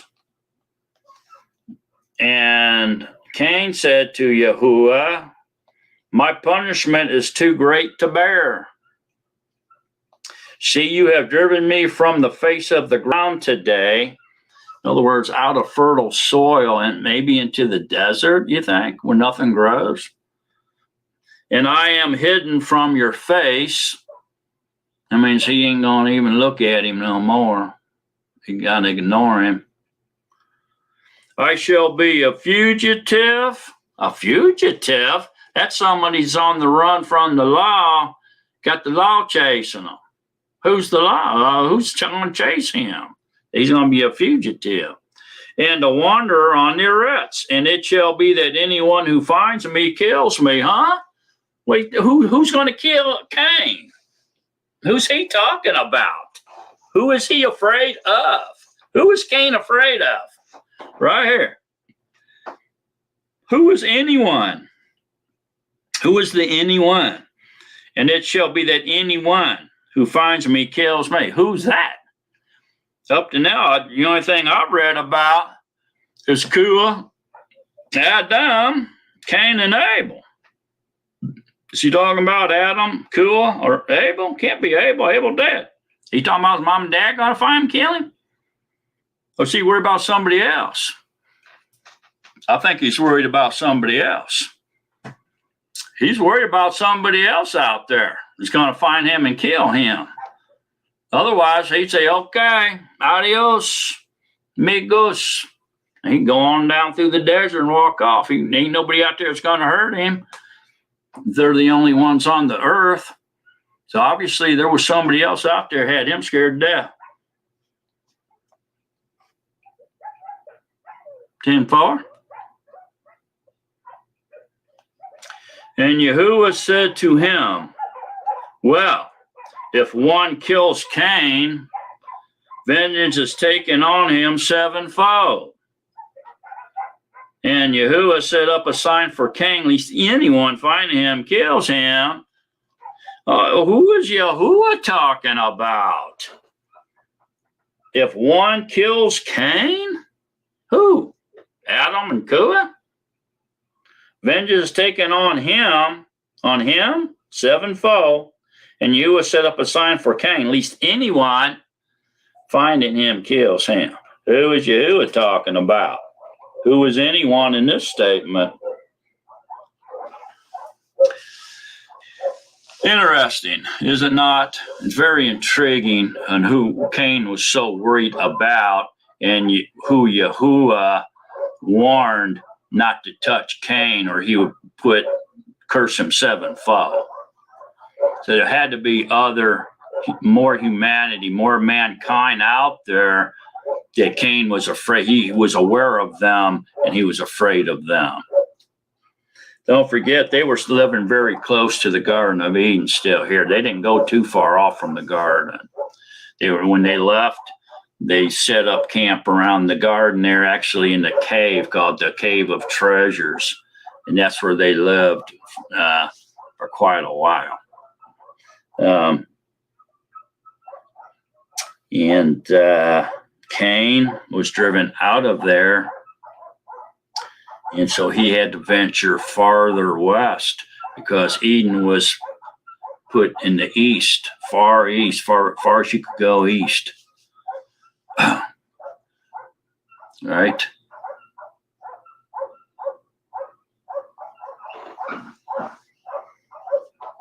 You see? So very interesting here that Cain was afraid of someone, and Yahuwah set up a sign, put a sign on for Cain. At least anyone find him and kills him would be, Yahuwah would take vengeance out on them sevenfold. So not only is Cain letting us know that there's other humans, okay, living creatures or beings, Yahuwah's telling us the same thing. Yahuwah's saying the same thing. There's someone else out there. Or why would he go along with what Cain's saying? And it protects Cain from vengeance. You see? Up to this point, other than Genesis 1, we ain't heard a peep about anybody other than Adam and Kuah. And then their two boys here, twins or born close together, whatever. All right, so that's pretty obvious. Not only out of Cain scared to death of somebody, Yahuwah's confirming that he should be scared of other people because they could want to take vengeance on you. And so interesting. So Cain went out from the presence of Yahuwah and dwelt in the land of Nob on the east of Eden. Wow. That just proves what I said wrong. There's has to be other land on east of Eden. So there's Eden as far east as you can go, like I said. So because he went there. So he made a sweep around Eden and went east of Eden to a land called Nob. All right. And so this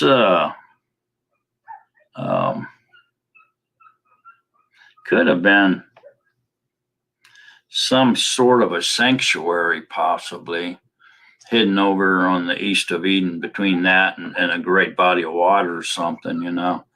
But I'm not real sure. But it says that and Cain knew his Asha. What Asha? What Asha? And she conceived and bore Enoch. Well, this isn't the Enoch that everybody knows of. This is a different Enoch. This is the first son of Cain.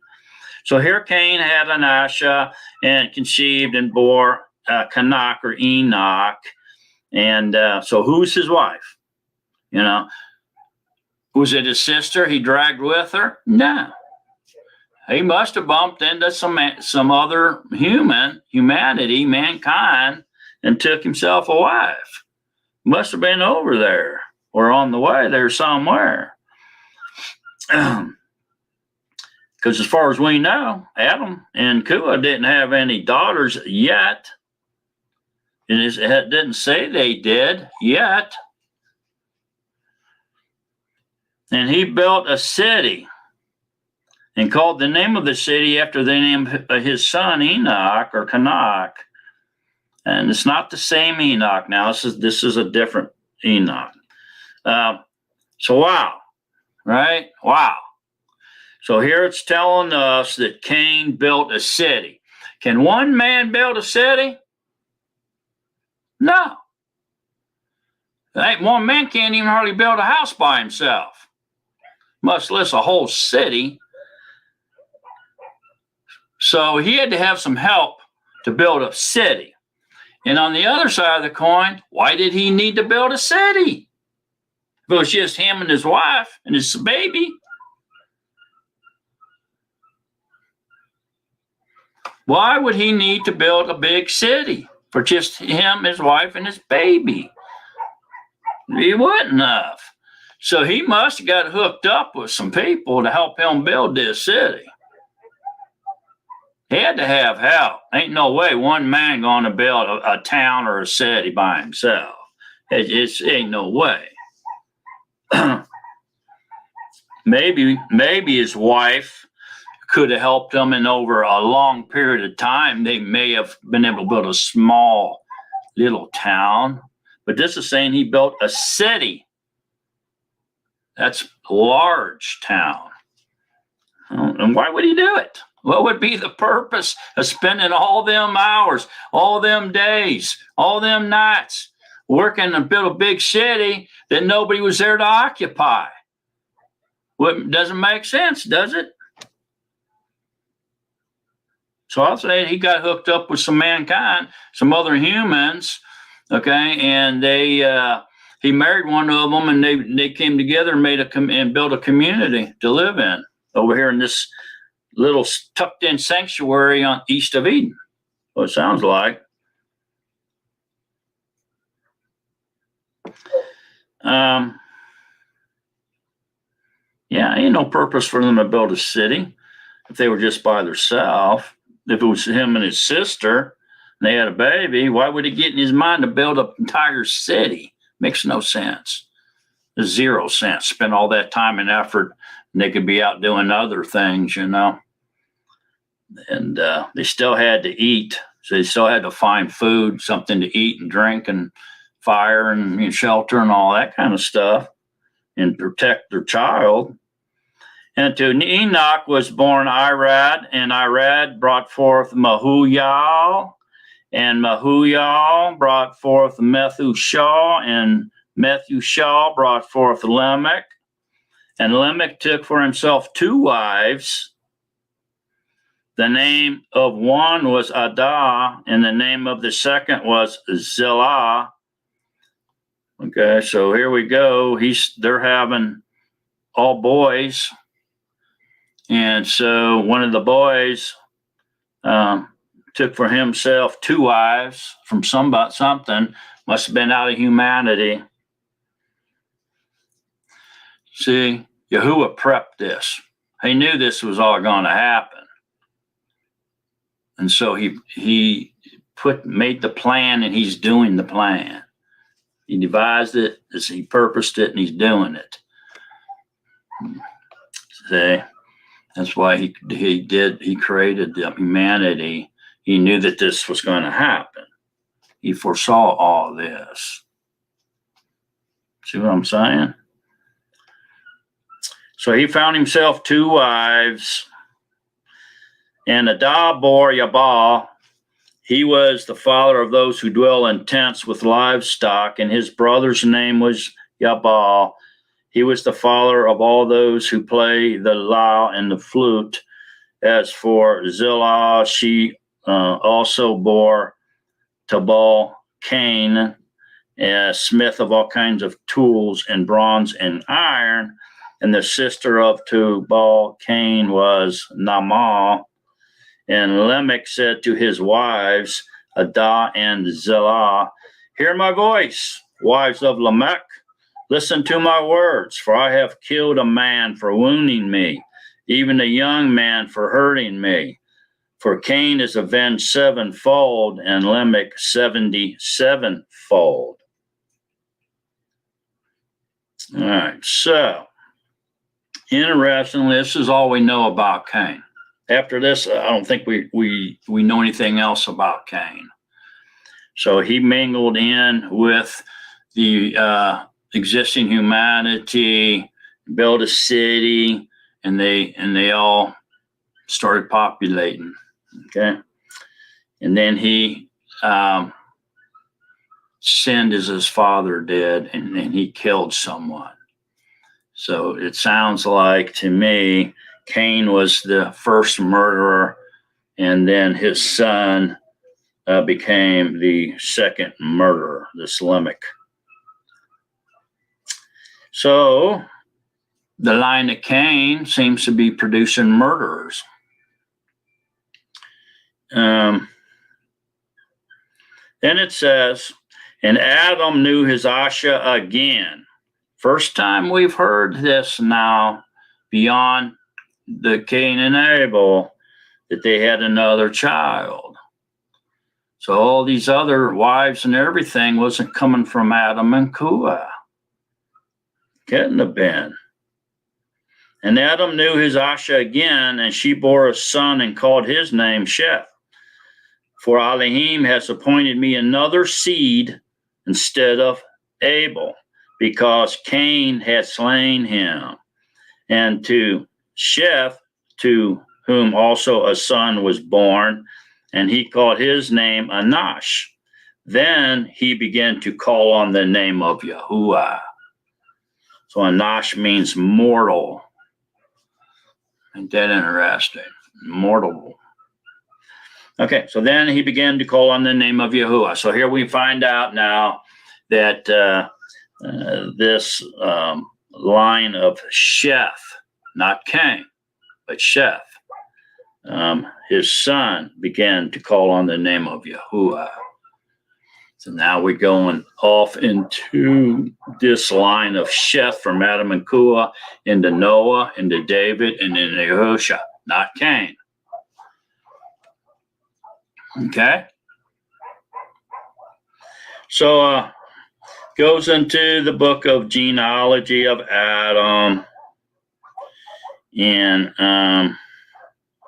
in the Yom they were created, and called their name Adam, and the Yom they were created. So let's read that, because that kind of goes with what we just talked about.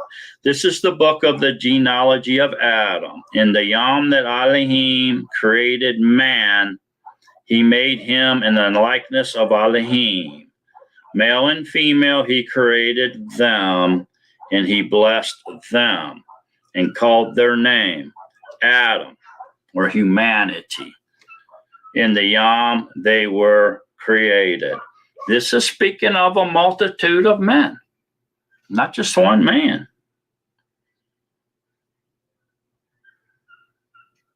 So the book of genealogy of Adam, in the Yom that Elohim created man, which man is singular. He made him in the likeness of Elohim, male and female he created them, that's plural, and he blessed them, plural, and called their name, plural, Adam, or humanity. In the Yom they were created.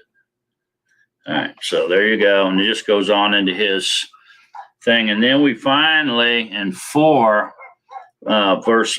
chapter 5, verse 4, we finally read that Adam and Kuah brought forth sons and daughters. It says, and Adam lived 130 years and brought forth a son of his own likeness after his image. See? And called his name Sheth. And after he brought forth Sheth, the Yamam of Adam was 800 years. 800 years. And he brought forth sons and daughters. So all the days of Adam lived for 930 years, and then he died. All right? So it sounds like to me between the year 800, 930, 130 years, he had brought forth more sons and daughters. That's what it sounds like. Up to that point of being 800, he only had the three, Cain, Abel, and Sheth. But then after 800 to 930, he brought forth sons and daughters. That's what it seems like it's saying. So he was 130 years old when he had Sheth. And then it doesn't say anything other than it just goes right to say now he's 800 years old. So, man, from 130 to 800, he didn't have any children. Maybe he did. It's not real clear on that. But anyways, that brings us into, let's look at 522. And after he brought forth Methuselah, Enoch walked with Elohim 300 years. Now, this is the Enoch we know. Okay.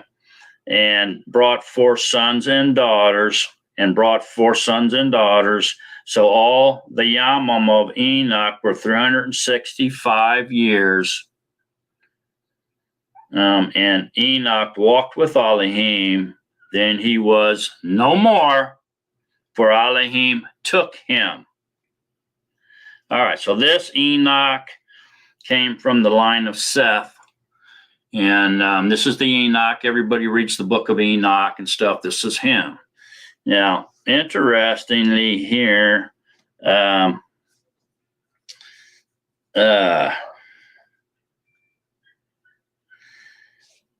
he was no more, for Elohim took him. Where did he take him? Where did Enoch go?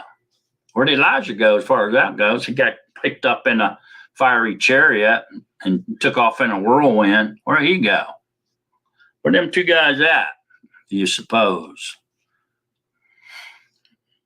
May I suggest that they're in the paradise, the Garden of Eden, living there until Yahuwah has them come out at an appointed time to fulfill his will? I think so. Like them two guys are in paradise, living in the Garden of Eden right now. That's where they're at. Because in Scripture is clear about it. No one has ascended except he who has descended, the son of Adam. And it's also clear in Psalms that the Shemayim is Yahuwah's dwelling place and Yahuwah only. So I think these guys are in paradise, not a made up place called heaven, paradise, where they go through the pearly gates. If St. Peter wants them to, these guys are, I think, in the Garden of Eden. They really do. And it could be the two witnesses that come back. Possibility of that, too. So this Lamech lived 182 years and brought forth a son and called his name Noah. Okay, so then we get into Noah. The one does comfort us concerning our work in the toil of our hands because of the ground which Yahuwah has cursed. And after he brought forth Noah, Noah was 500 years old, and Noah brought forth Shem, Ham, and Japheth. And it came to be in chapter 6, when men began to increase on the face of the earth, and the daughters were born to them, that the sons of Elohim, which are the Malachim now, saw the daughters of men, and they were good, And they took wives for themselves of all whom they chose. And so they married them. They actually married them and then had children with them. And Yahuwah said, my Ruach shall not strive with man forever in his going astray. He is flesh, and his Yamam shall be 120 years. So he's saying, look, man, I'm not gonna let you have my breath of life. You're all out there sinning, partying, having a good time. I'm gonna limit this. And y'all gonna die at 120 years old. I'm done. I'm gonna remove my Ruach from you, breath, and you're gonna die. The breath of life, he's gonna take it from them. So the Nephilim were on the Eretz in those Yamam. So in those days that all this was going on, these Nephilim were walking the earth. And also afterward. After what? After the sons of Elohim, the Malachim, then when he chained them up in darkness and they couldn't breed with the daughters of women anymore. They messed up the DNA. That's what he didn't like. And also afterward, when the sons of Elohim came into the daughters of men, and they bore children to them, those were the mighty men who were of old, the men of name. So the Nephilim were on the Eretz in those days, and also afterward. when the sons of Elohim made it with the daughters of men, and they bore children. Those were the mighty men who were of old, the men of name. Who are they? The Nephilim. So it sounds like the Nephilim to me is not the produce, the fruits of the Malachim mating with the sons of men. They bore children, but it wasn't the giants. The Nephilim were there before that happened, and they were there after that happened. And these are the mighty men who were of old, the men of name. See? A lot of people say that the Nephilim were the produce or the fruits of the Malachim mating with the daughters of man, but it doesn't sound like that to me. They seem to be some other kind of creature. Read it up yourself. Verse 4. I think it's fairly clear. And so 5 says, and Yahuwah saw the wickedness of man was great on the earth, and that every inclination of the thoughts of his heart was only evil continually. And Yahuwah was sorry that he had made man on the earth, and he was grieved in his heart. And Yahuwah said, I'm going to wipe off man, whom I have created from the face of the earth, both man and beast, creeping creature, and birds of the Shemayim, for I am sorry that I have made them. But Noah found favor in the eyes of Yahuwah. This is the genealogy of Noah. Noah was a righteous man, perfect in his generations. Noah walked with Elohim. What does that mean? Okay, so what this is saying here now is they corrupted Yahuwah's DNA, okay, by breeding to these Malachim that left their principality and married the daughters of men. And it got so bad that it wasn't even the same creatures that Yahuwah created. Their DNA was altered. Kind of like what they're doing now when they're splicing DNA, human DNA, with animals, which they've been doing for a while now. Kind of the same kind of thing here. Isn't the end of the time supposed to be tribulation comes? It's supposed to be like the days of Noah? Yeah, it is. So they're messing up the DNA again. So this is why Yahuwah got angry, and he's going to wipe it all out. But then all of a sudden he looked over and saw Noah, and then he knew. He said, Noah is pure. His genealogy is perfect. From what? From Adam and Kuah all the way up to Noah. There was no infiltration of blood there. There wasn't any of Cain's blood or his son's blood. There was just, it came from Seth. And through Seth, from Adam to Seth, and then into Noah. And there was no corruption of DNA with the children or the fruits of the Malachim and the daughters of men either.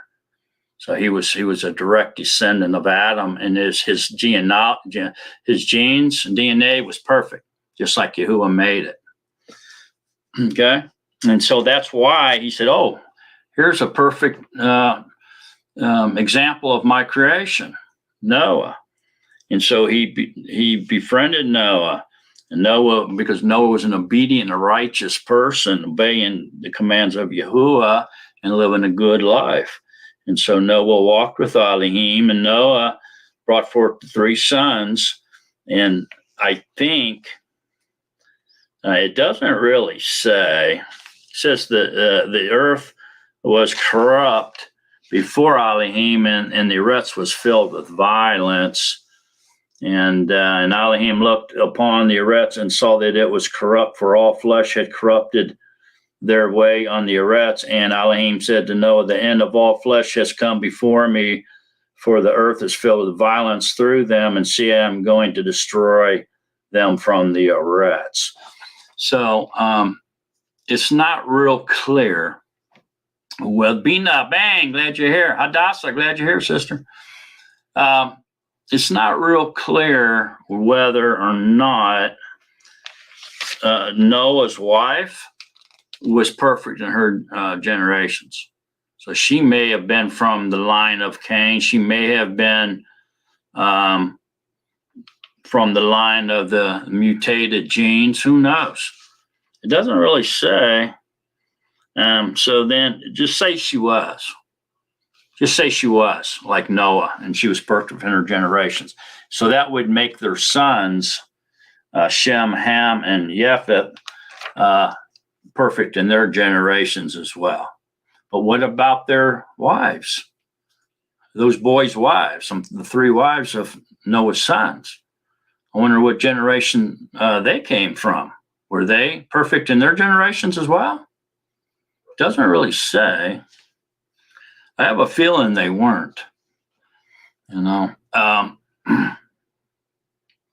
that's just my opinion. I'm not going to go off on that tangent. But I'll say that I think, I don't think their wives were. I'll go along with Noah's wife was, which makes their three sons perfect in their generations. But I just don't, for some reason, I'm not feeling that their wives were. So anyway, and let's go to verse 22. And Noah did according to all that Elohim commanded him, so he did. So Noah was a righteous man.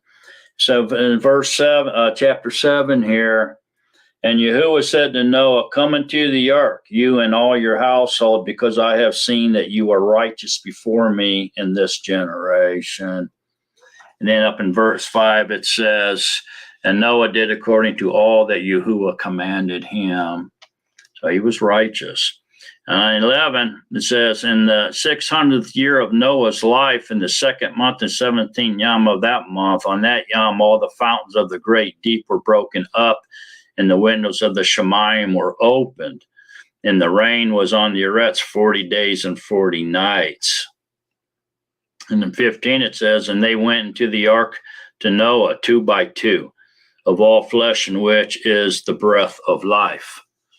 See, that's why I think that, you know, that's when he brought those creatures into the Garden of Eden for Adam to name, as he did the same thing. He brought them in there 2 by 2. For him to name, and then they lived in there with him, probably immortal beings, I would think. He chose them out of all the other creatures to come into the garden with Adam. You know what I mean? I think people might not, you know, agree with this, but I think the righteous animals are also going to be in paradise with us. I really do. There's righteous and unrighteous animals, clean and unclean.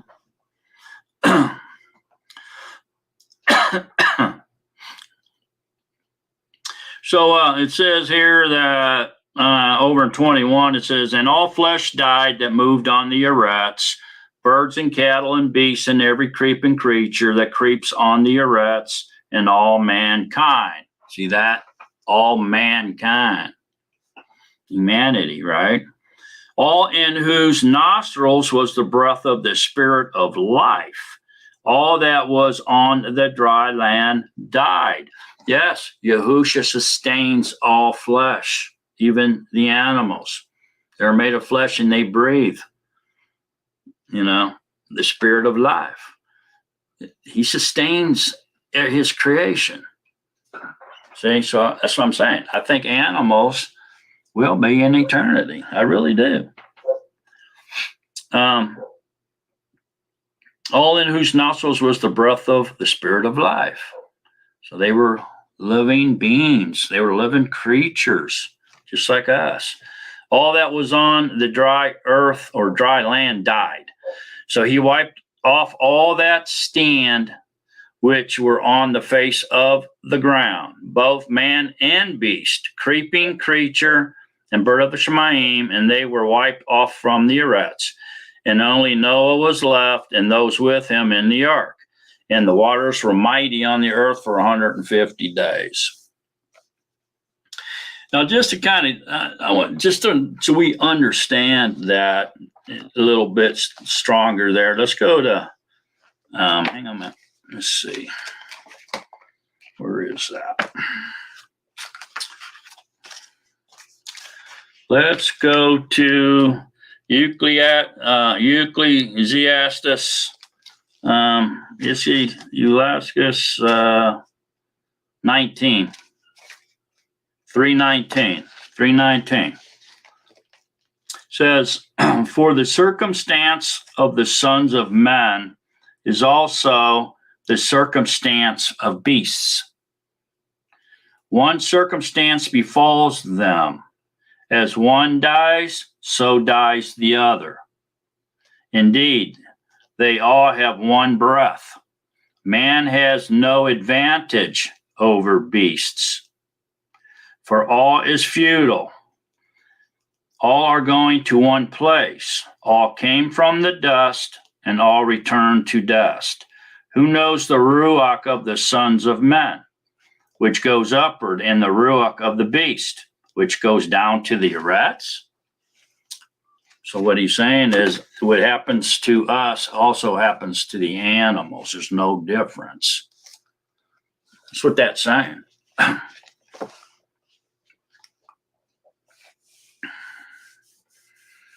So very interesting, right?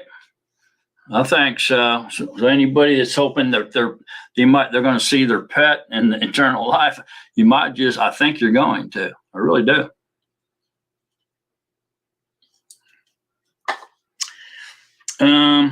So let's jump over to 8:21.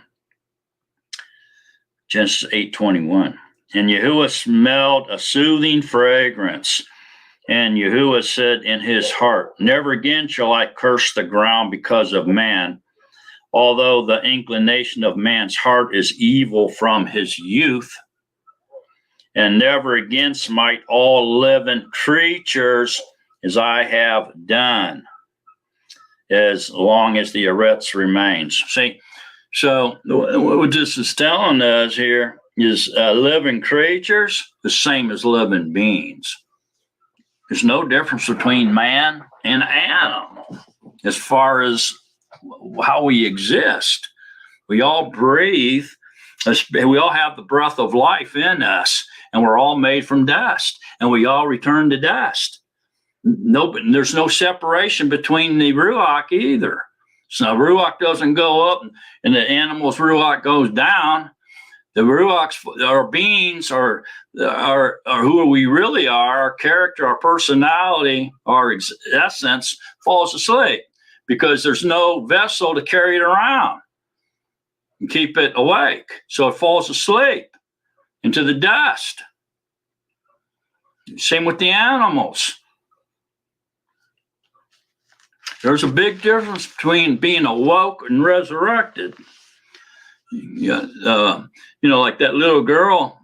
Remember, Yahushua went in there. He made everybody leave except for him, and I think Peter and Yehukanan and one of the other ones. I can't think of who it was. Maybe Jacob was allowed to stay, and she was dead. They said she was already dead. He said she ain't dead. She's asleep. And he told her to wake up, and she woke up, and. So was she resurrected? No, she was just woke up. These people that we read, people say that's a contradiction. I'm going off on a tangent. People are saying that that's a contradiction in Scripture. That because that little girl, Lazarus, when he died on the stake, the tombs were open, and some other people he woke up from the dead or were asleep. And they're saying, well, it says that the Yahushua is the first resurrection from the dead, but that's not true because look at all these other people that was resurrected from the dead before him. Well, they're not understanding that they weren't resurrected. They just woke up. That's what he said. They're just asleep. No, they're not dead. They're sleeping. I'm going to wake them up. So he woke them up, including Lazarus, the leper with the leprosy, all the sores. He died. He woke him up and he healed him. He didn't have leprosy anymore after he come out of the tomb, after he was stinking in there. So he was just asleep. No matter what, it doesn't matter. His body was deteriorating and rotten. He healed him and woke him up. He didn't resurrect him or any of the other ones. He just woke them up. So what does that resurrection mean? How is Yahusha the first resurrection of the dead? Because he got immortality. Resurrection involves immortal bodies. You get a new body when you're resurrected. When you're awoke, you don't get a new body. He just wakes up this flesh and blood body that cannot inherit the reign of Yahuwah. So that those people have to die a second time? Yeah. Unless it was Yahuwah's will for them to tarry on the earth till he comes back, which may be the case for Eleazar. Yeah, Yahuwah has the ability and the power to protect him until he comes back, that he doesn't die. You let him tarry on the earth until he comes back, no problem. But he didn't resurrect him because he didn't get immortality. He couldn't have, because then Scripture would be a lie. Yahusha was the firstborn of the resurrection of the dead. He's the firstborn of all things, including the firstborn of creation, the word of Yahuwah. It was Yahuwah's body as he spoke creation out of. That's the word of Yahuwah. It's his body, his immortal spiritual body, which he made so that he could be seen by Melachim when he wanted them to see. Otherwise, Melachim couldn't see him either. Unless he appeared to them in the body, the firstborn of all creation body, or the word of Yahuwah. Same as with man. Man saw him as appeared to men as the word of Yahuwah, the messenger of Yahuwah, the firstborn of all creation. Before he ever became incarnated, he did. Over 100 people in the Tanakh. I'm off on a tangent. Let me get back on track here. Okay, so he establishes as a covenant, again, with all flesh, so that they won't be cut off with the flood. And the sign of the covenant is the rainbow. I shall set my rainbow in the cloud, and it shall be for the sign of the covenant between me and the Eretz. And it shall be when I bring a cloud over the Eretz, that the rainbow shall be seen in the cloud, and I shall remember my covenant, which is between me and you and every living creature of all flesh. And never again let the Mayim become a flood to destroy all flesh. And the rainbow shall be in the cloud, and I shall see it, to remember the everlasting covenant between Elohim and every living creature of all flesh that is on the Eretz. Say, we're living creatures, we're living beings, same thing. And Elohim said to Noah, this is the sign of the covenant which I have established between me and all flesh that is on the Eretz. All flesh, including human, mankind, and animals.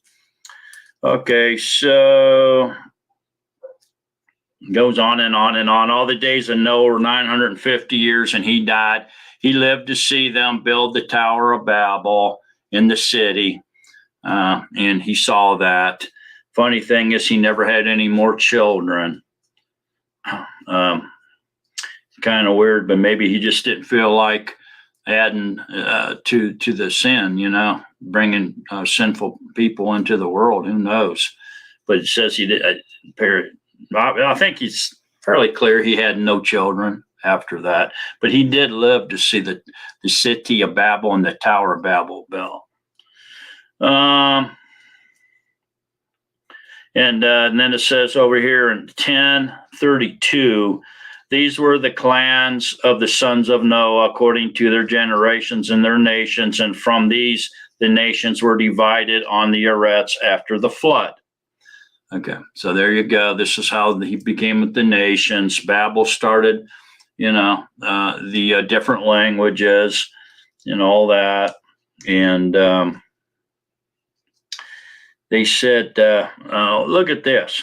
Here in 11:4, 11:4. It says, and they said, come, let us build ourselves a city and a tower, whose top is in the Shemayim, and make a name for ourselves. It's the Tower of Babel, lest we be scattered over all the face of the earth. Then Yahuwah came down to see the city and the tower which the sons of men had built. Get that? He came down to see the city. They didn't build that tower up to the Shemayim where Yahuwah was. They never even got close to it. It was like a little anthill to him. He had to come down to see the city and the tower. So they never reached him like they were trying to. So anyway, Yahuwah came down to see the city and the tower, which the sons of men had built. And Yahuwah said, look, they are one people, and they all have one language, and this is what they begin to do. And so, yeah, they're doing wickedness, and so compare that back over here to chapter 9, verse 1 that we just read there. And Elohim blessed Noah and his sons and said to them, bear fruit and increase and fill the earth.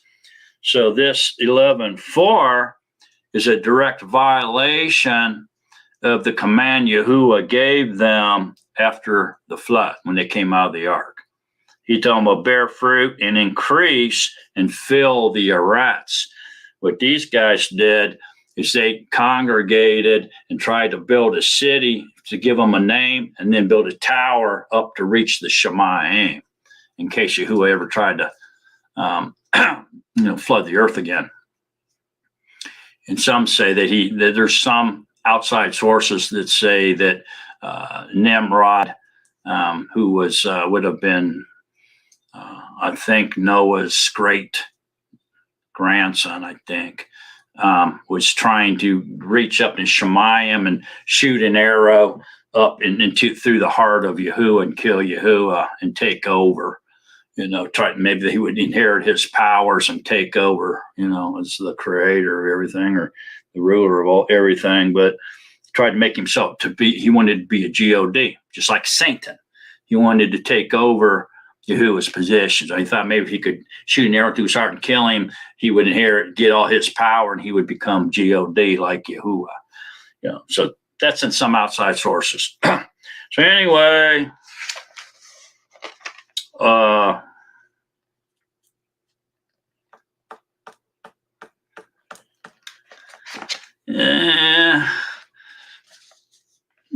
get time, read 1 Corinthians 15 about that.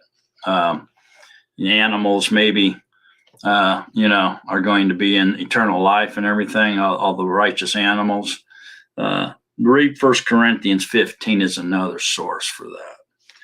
Okay, so I'm almost done here. I don't want to go too much farther on this. I think y'all are getting a lot more information than you're bargaining for, but it's out there, and this ain't what I'm sharing with you here.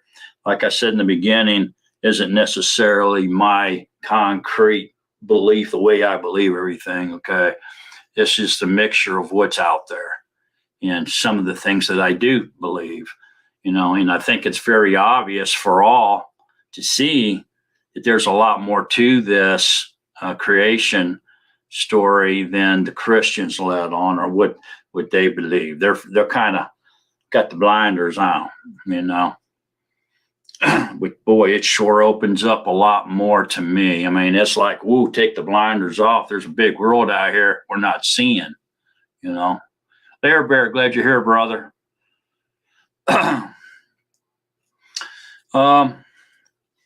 So 11:7, come and I will examine and make foolish the recognition of their language, so that they do not understand one another's speech. And Yahuwah scattered them from there over the face of all the Eretz, and they left off building the city. So there you go. A lot of people tell you that the Tower of Babel was complete. And it was a real tall tower. It was 300 miles tall. It's not true. It says right here, left off building the city. Okay, it was incomplete. The tower was unfinished. Okay, the Babel of tower was undone. That's why the carbon copy that they have built in Brussels, Belgium, and which is the headquarters of the European Union, is unfinished. It's depicted right after the Tower of Babel. They found an artifact broken in two with Nebuchadnezzar on it, some writing, and some steps, a picture of the tower. And when they cleaned it all up and they were able to x-ray it and look at it through these machines and everything, they saw that it said that the tower was unfinished, and it was at 7 levels when it was unfinished. Okay, so it's in Brussels, Belgium. It's working. They're using it. The Tower of Babel is there. Okay, and the reborn Holy Roman Empire is also there. And that's their headquarters. It looks like the unfinished Babel of Tower of Babel. What was the purpose? Because he wanted to be God. Nimrod did. Which I think he was the great-grandson or the grandson of Noah, off of one of Noah's boys. And yeah, Noah was alive to see them build it. Absolutely was. Okay, so go down to 14. And Shelach lived 30 years and brought forth Eber. Now, this Eber here is where we get the term Hebrew. And through his language, he got stuck with the label of Hebrew because he spoke Hebrew language, the Hebrew language. Okay, and so he carried that label with him. That was the language he spoke, which many believe was the original language, that they were all speaking as one language before Yahuwah confused and confounded their languages. And then through this line here, they can, Hashem, they continued to speak Hebrew. And so anyway,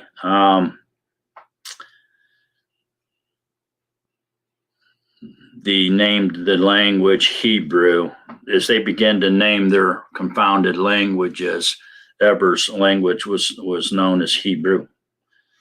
Okay, and so up to 26, it says, and Terach lived 70 years and brought forth Abram. This is Abraham. Okay, so he came up through there. And then 29 says, and Abram and Nachor took wives. The name of Abraham's Asha was Siari, and the name of Nachor's Asha was Milcah, the daughter of Haran, the father of Milcah, and the father of Yeshka. And Sierra was barren, and she had no children. We all know that story. And Terach took his son Abram. This is the father of Abraham now.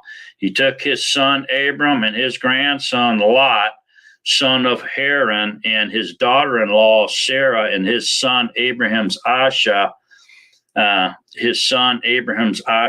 they went out with them from Ur of the Chaldeans to go to the land of Canaan. And they came to Charan and dwelt there, and the Yamam of Terach came to be 205 years, and Terach died in Haran. So this is the beginning of the Hebrew people. The language followed Abraham through Eber. See what I'm saying? So they were around Iraq. That's where they were, So they weren't in Africa, man. They were in Iraq. They went to Africa, but they didn't originally come from Africa. Okay? And Yahuwah said to Abram, go yourself out of your land, from your relatives and from your father's house, to a land which I show you. And I shall make you a great nation, and bless you, and make your name great, and you shall be a blessing. And I shall bless those who bless you, and curse him who curses you, and in you all the clans of the Eretz shall be blessed. Of the Eretz. So he becomes the father of nations. Okay, so there you go. there's our little study on Genesis. We could get a whole lot deeper on that, but I'm going to hold off. And I think I've gone deep enough, and everybody's probably a little bit stunned. But nevertheless, very good subject. All righty. So I'm going to throw the invite in case anybody wants to come on and speak about these things and maybe anything that they have studied. Now, I've read both books, Adam and Eve, book 1 and book 2.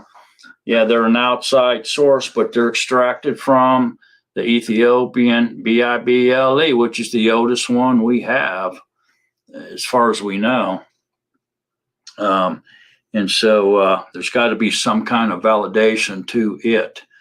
And they were revised, of course, and reprinted and put out there. Early 1800s, probably, when they first started doing that. And but if you can get your hands on it, it's a very good read, and it really clears up a lot of questions to fill in what we just studied about as far as Adam and Eve goes. And Matt, go out. I highly suggest that you go out. Recommend you read those 2 books, Adam and Eve, book 1 and book 2, but don't stay out there and outside of the canonized list. Come back to the BYNV. Come back home. Don't stay away. You can go on vacation, but come back home when you're done, okay? And that's just a good word of advice, because I've seen a lot of people go out there and get lost.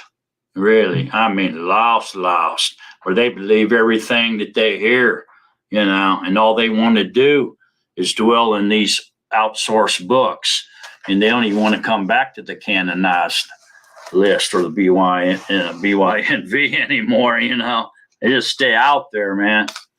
So don't do that. That can hurt you. They can get you off the narrow and straight path. You don't want to do that. Always go on vacation, but come back home. All right. Okay, Brother Bruce, what is happening with you, my friend? I've been kind of walloped today with cough and energy, so I'm just laying low.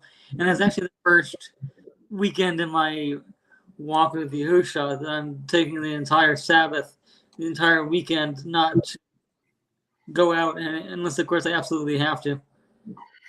To be honest with you on that one. So anyway, I didn't get good sleep last night, so I'm only like half awake. Yeah. I slept earlier because of my exhaustion. Like a second wind. And then also, let's see, I got the Gibson girl, Rebecca. I think is it Rebecca? Is it Rebecca? Gibson girl? Yeah. I got her. I got the little harps, little things that she bought me. So that I'm grateful for that. Cool. And then I share it with my family. Particularly the one who, wants to know about my money sometimes. And they're not willing to come on, Well, I thought you was going to come on and play us a song. Me? Yeah, you. My brain's not here right now. You too shy to do that? You ain't too shy to do that, Bruce. Hold on, let me get it. You're shy. I improvise a lot, so really, when I improvise, especially for like instruments, I don't always pay attention to what chords I'm playing. I just kind of. You play better than I do. I guarantee you that. Okay, hold on. Hi, Peggy. Yeah, very interesting. I agree with you, sister. Yeah, very interesting, Peggy. If you can get your hands on that Adam and Eve, book 1, book 2, it's a good read, man. It's you won't put it down. I'll just say it that way. If you read one of them books that you just can't put it down, it's hard to even go to the bathroom, But that's what they are. They're really super good books, but you can't get lost in them. Got to come back home to the BYNB. Yeah. Are you stretching, getting ready to? I've been in moderate pain all day. No. I thought you were just getting ready to play us a tune or something. I got this. Oh, okay. Oh, I'm gonna be quiet and I want to hear you play, man. Do you? Okay. Wait, hold on here. I really don't even know how to hold this. This is I really don't even know how to hold this. Like this. Does anybody else know how to do it? Like this. Anyway. Can you hear it? Okay, so anyway.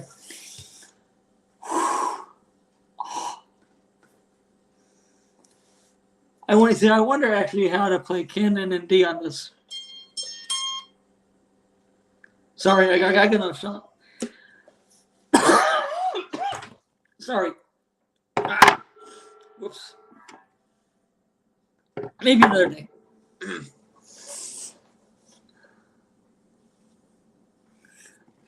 I really don't know how to play one of these instruments yet. And I can't keep talking. Anyway. So I'm sorry to disappoint you, but I will at least,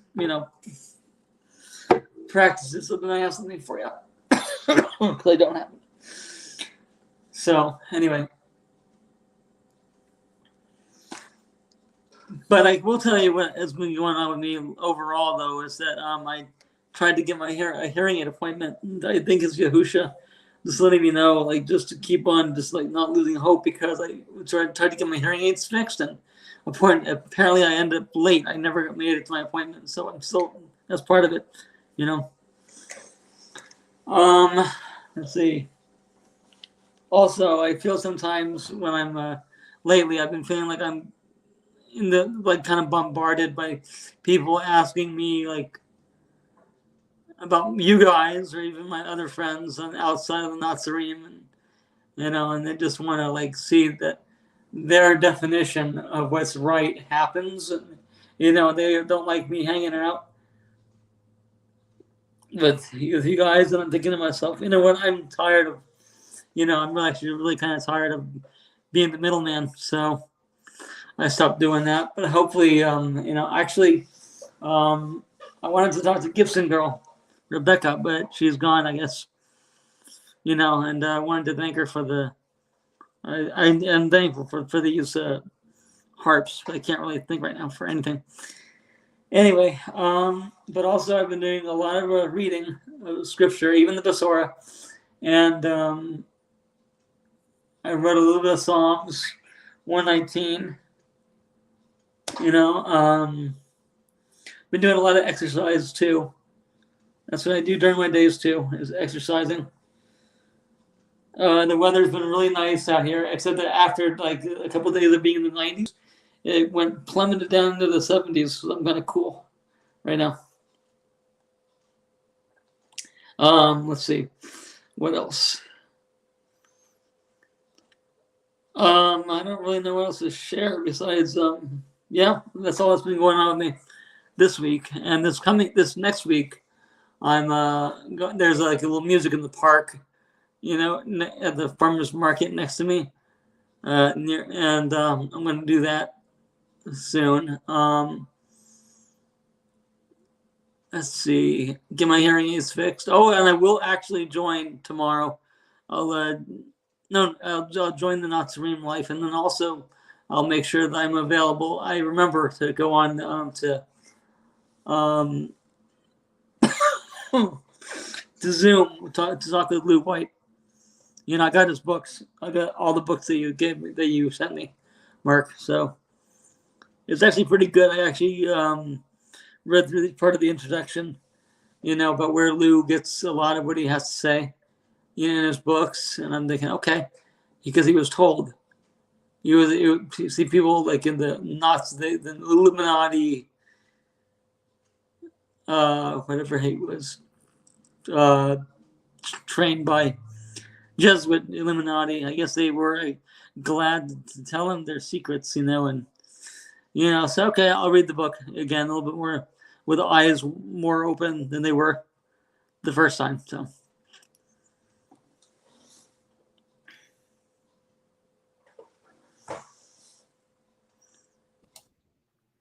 Yeah, I'm here.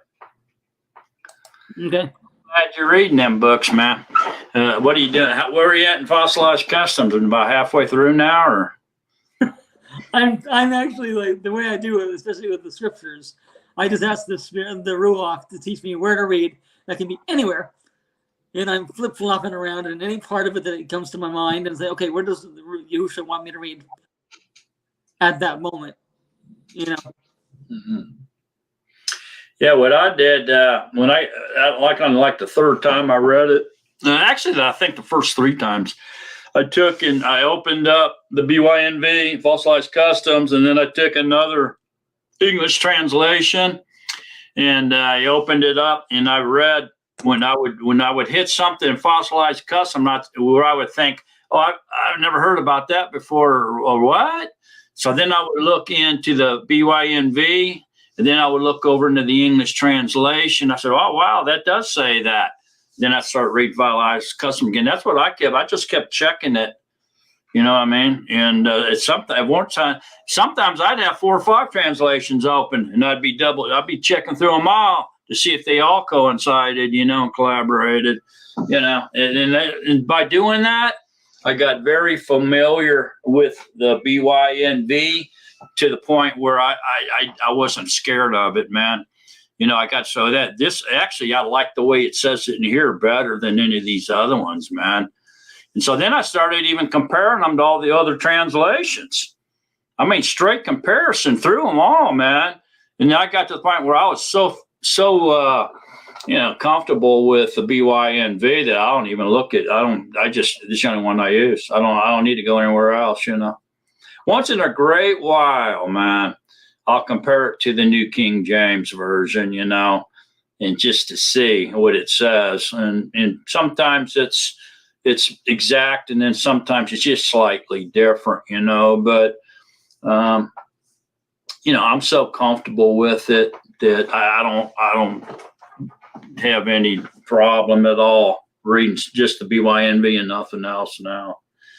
I had a guy, I was talking to him a few months back, and we started talking about scripture and everything, and I started telling him about the true name, and this and that, and he was real interested, until we got to a point where I was almost ready to leave, and he goes, now, by the way, he says, what translation are you reading out? Do you read out of?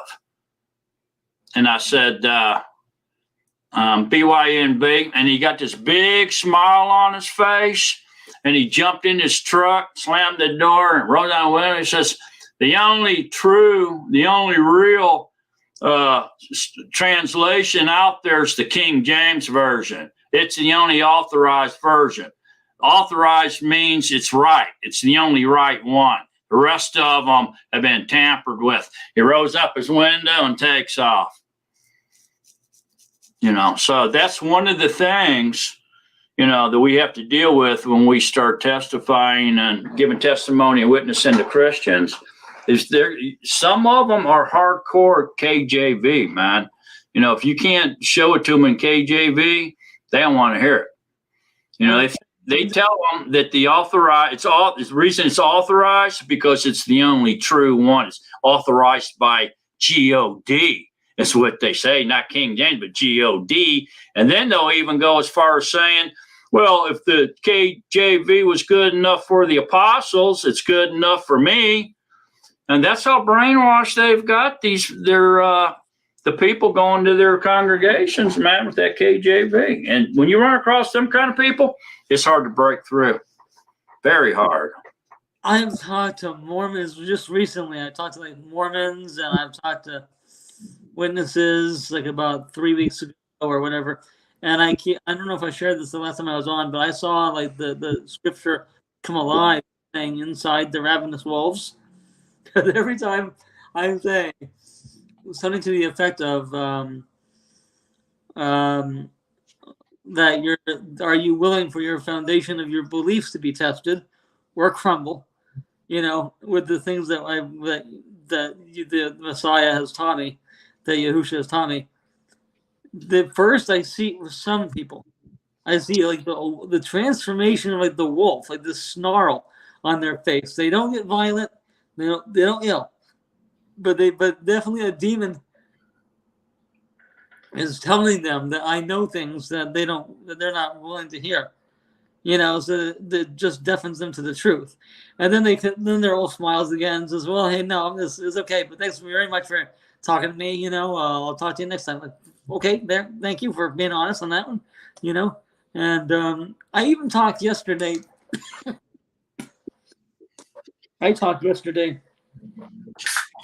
Catholics who understand for me why I will, for the most part, I never told them cheesy stigma, because there was I could feel there was a barrier in the way, spiritually, so that I couldn't share that part of it.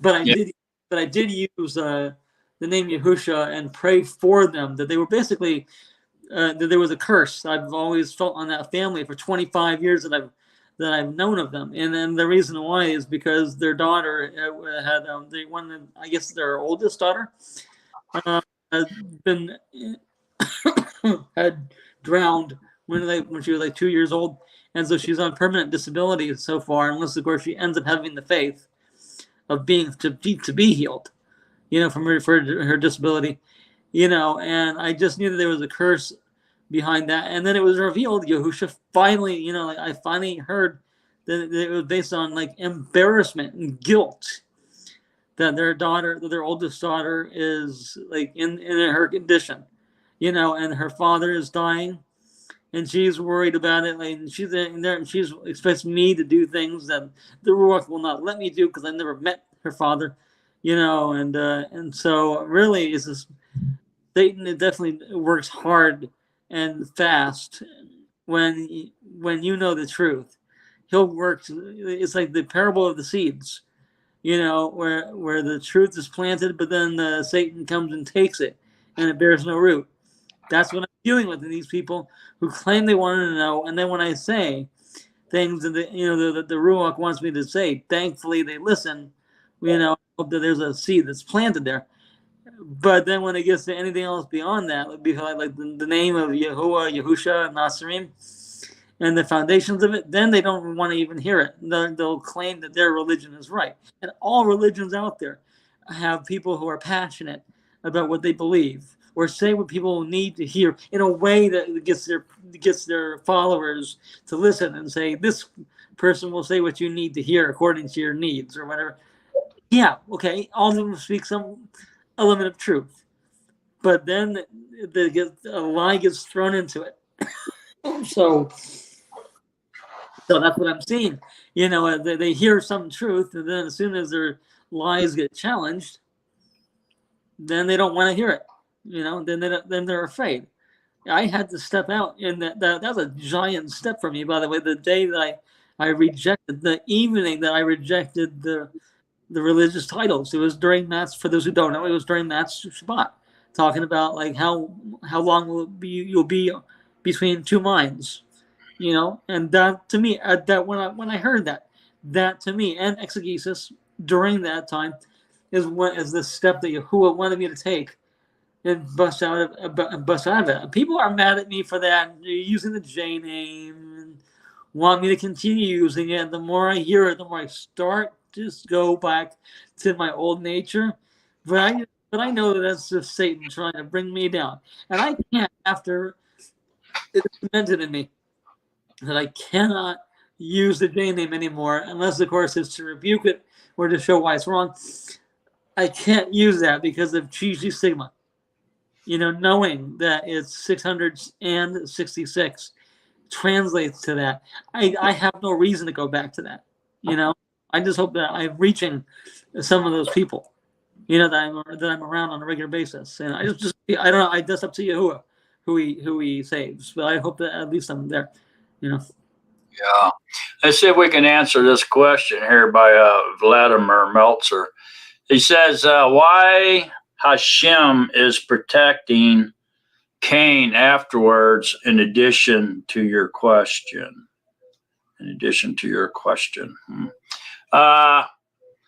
Yeah, I don't really know, other than the only thing I can really say about this, because Cain cried out to him. He had a personal relationship with them. We're only talking here now the third person, right? As far as Adam and Kuah and Cain, not including mankind if they did exist. But he had a relationship with him, and because they were, doing sacrificial offerings to him and everything. And so he had a one-on-one relationship where he was talking to Cain. And so Cain cried out to him and said, that's too much punishment, I can't, that's more than I can bear. And so he says, okay, well, I'll tell you what, everything else is going to apply, but I'm not going to let any people, bounty hunters going out trying to get vengeance for your brother and kill you because you killed him. Eye for an eye, tooth for a tooth type deal. So he put a sign on him, because I would say, because he loved him. We're supposed to love our enemies, right? Well, I know that Yahuwah loves his creation. If he didn't love them, he would have never made them. He didn't have to make them. Everybody that's on this planet right now, or ever been, he loves. Okay? Doesn't mean that they're going to be given eternity. They're not righteous. Only the righteous descendants are going to get eternity, but that doesn't mean he doesn't love them. He still loves them, or they wouldn't be here or been there. Just the fact that they were with the living tells me that he loved them. So he probably had mercy and compassion on Cain when he said, that's too much for me to do.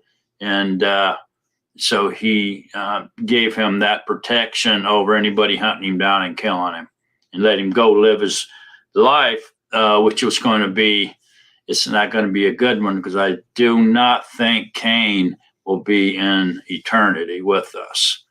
Okay, I think that his life is the life that he lived on the earth at that time. So I hope that answers your question. Here's another one up here I want to hit real quick, Bruce, from Matthew McBride. It says, the idea that a man that is chosen by Yahuwah can't sin. There were righteous people who were obedient to the Torah, and they never sinned, at least not sinned to death. They may have sinned a sin not to death, but they surely didn't sin a sin to death, or they wouldn't have been righteous. And a few of those we know are Enoch, Elijah, John the Baptist, parents. They were righteous. Moshe, and a few others. And I don't know about Moshe because he did die, but you know what I'm saying. And there were some others. And so good for them. But Yahusha didn't come for the righteous. Okay, he came for the unrighteous, for the sinners, for the sick. And he came to heal us, the sinners. So we're all sinners. Every man has sinned. Nobody's not sinned. And most of us have sinned a sin to death and deserving of death. And so through our transformation, our conversion, if you will, that we go from a sinner, slave to sin and death, convicted to death, to a new creature born from above through the water and the Ruach. We put the old man off. We lay the old man to rest in the watery grave. At this point, that man, the old man, is dead, as far as Yahuwah is concerned. And we paid the price, which is death. We killed it. That's our outer circumcision. We removed the flesh. We came back up. We were cleaned and washed in the blood of the Lamb. We came up and was resurrected in the true pattern of Yahusha. We're now a spiritual being. And the spiritual being is protected by the Ruach HaKodesh for the day of redemption. And so we can't sin. Once he's cleaned up our being, our inner being, to a virgin status, then he protects us and covers us so that we can't sin. Sin can't even come in to touch us because he's protecting us and engulfing us with his Ruach. Okay, so at this point, it's impossible to sin. Anyone who has the Ruach HaKodesh now, Scripture says it's impossible for them to sin. They have no power to sin. They're powerless to sin. They can't even sin if they wanted to. They're powerless to sin. Okay, so what this is, it's a shadow of what's coming. So what's coming is what? Immortal bodies. So when we get our immortal bodies, and then he puts our being in there that he's protected now for the day of redemption, then all of a sudden we're going to be a new creature that cannot sin. We won't be able to sin. Sin won't even exist anyway. See, so that's what it's shadowing. The Ruach protecting our inner being, our new man, the new creature from Yahuwah, and can't sin. You're powerless to sin. We get our immortal bodies, and our inner being goes in there, who we really are, and protects us. We can't sin. It's the same thing. It's just a shadow of it. So it's a spiritual matter. It's not literal. You can't understand it with the literal mind. You have to go get into the spiritual mind in order to understand spiritual matters. Okay, so there you go. I know Matthew knows that. I think he's just throwing it out there for everybody else to be able to understand it. I've talked to him a million times. I know he's aware of it. So let me see now. See any more questions? Oh, here's one from Gibson Girl. I think she got off, but yeah. Was the sign or mark the tall on Cain? What do you think the mark was? I don't know. I have no clue. I know a lot of people say it was the tall. And by the way, people get the tall and the cross confused. The tall's not the crux. They try to say that when you say tall, that he's got the tall on him, the sign of the tall on him or something, that they think that's the cross. They relate that to the crux, and it's not. It's just the letter in the Hebrew alphabet, man. It's the last letter. So the Aleph is the first letter, and the Taw is the last letter of the Hebrew alphabet. That's all that is. It's not a crux at all. Crux, cross. It's not that. It's the Taw. And does it mean something? It probably does, because his signa of Yahuwah, the Aleph and the Taw. That's how he initials in the Tanakh to let you know who's speaking. That's his signa, marking who it is that's speaking. And so the Aleph and the Taw he uses as his initials. So there must be some kind of power or sign or something associated with Taw, but it definitely is not the crux like the Christians try to say. So if it was the Taw, it was, but I have no idea really. There's a lot of crazy things out there. People say that sign is, but I don't believe any of them because it really doesn't say, and I have no idea. If you associate it with the Torah and some of the stories in the Torah, it very well could be the Taw, but it doesn't really say that. That's an important thing that about letting the Ruach guide you into all truth. It's pointless to get into these endless theories as to if the Ruach doesn't make something clear, then that means that no opinion matters. Especially because it's described as leading people into all truth. Yeah. So I can't find anything in scriptures that says what it is, and I don't have any. The Ruach can't tell me anything about that, so I don't know. Okay. No. Yep. Before I go, I just wanted to say though that I'm very fortunate. I'll have my hearing aids I'll have my hearing aids in on Wednesday. You know, the fifth day of the week, whatever. I'll have that on. I'll have that in, so I'll be able to hear a lot better. And I won't. You know, I've been doing like this a lot more because I'm not wearing anything. You know. Also, I really want to just like come against. I want to rebuke a side of my family that I have inherit that doesn't forget people's wrong, you know, and from the past, you know. And I'm thinking to myself, that isn't good, because, and also out of fear, because perfect love casts out all fear. And I was thinking back to my friend. I hope she understands that I still love her and like her, but she's from Anaheim, and she's kind of annoyed and hurt by the fact that I can't forget the last time that I saw her face to face, and that I felt like I wasn't going to live to that experience, because she was, you know. And the thing is, now that I think about it, is that I had to do with all the worries of my family. I hear so much Phariseeism that I think the spirit, the Ruach, the spirit left some of my family, you know, because of their Pharisaic behavior. You know, of course. I mean, I can pick on whatever's distracting, being hypersensitive and and discernment. Yeah, I can pick on anybody for that if I'm around long enough. But the thing is, I try not to, or the Ruach holds me back from saying anything, because, you know, we're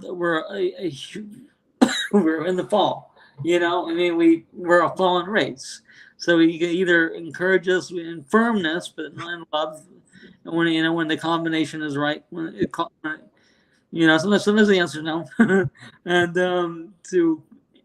to speak the truth and say this will help, or surrender to the Ruach, this issue, or whatever you need to work on. But I'm trying to say that I'm not seeing that in my family. It's like I don't see that any one of them is even faithful, even though they pray. I don't see that. I don't hear a lot of complaining or breaking, emotional breakdown. I'm thinking to myself, like, and the thing is, I mean, the power of life and death are in the tongue.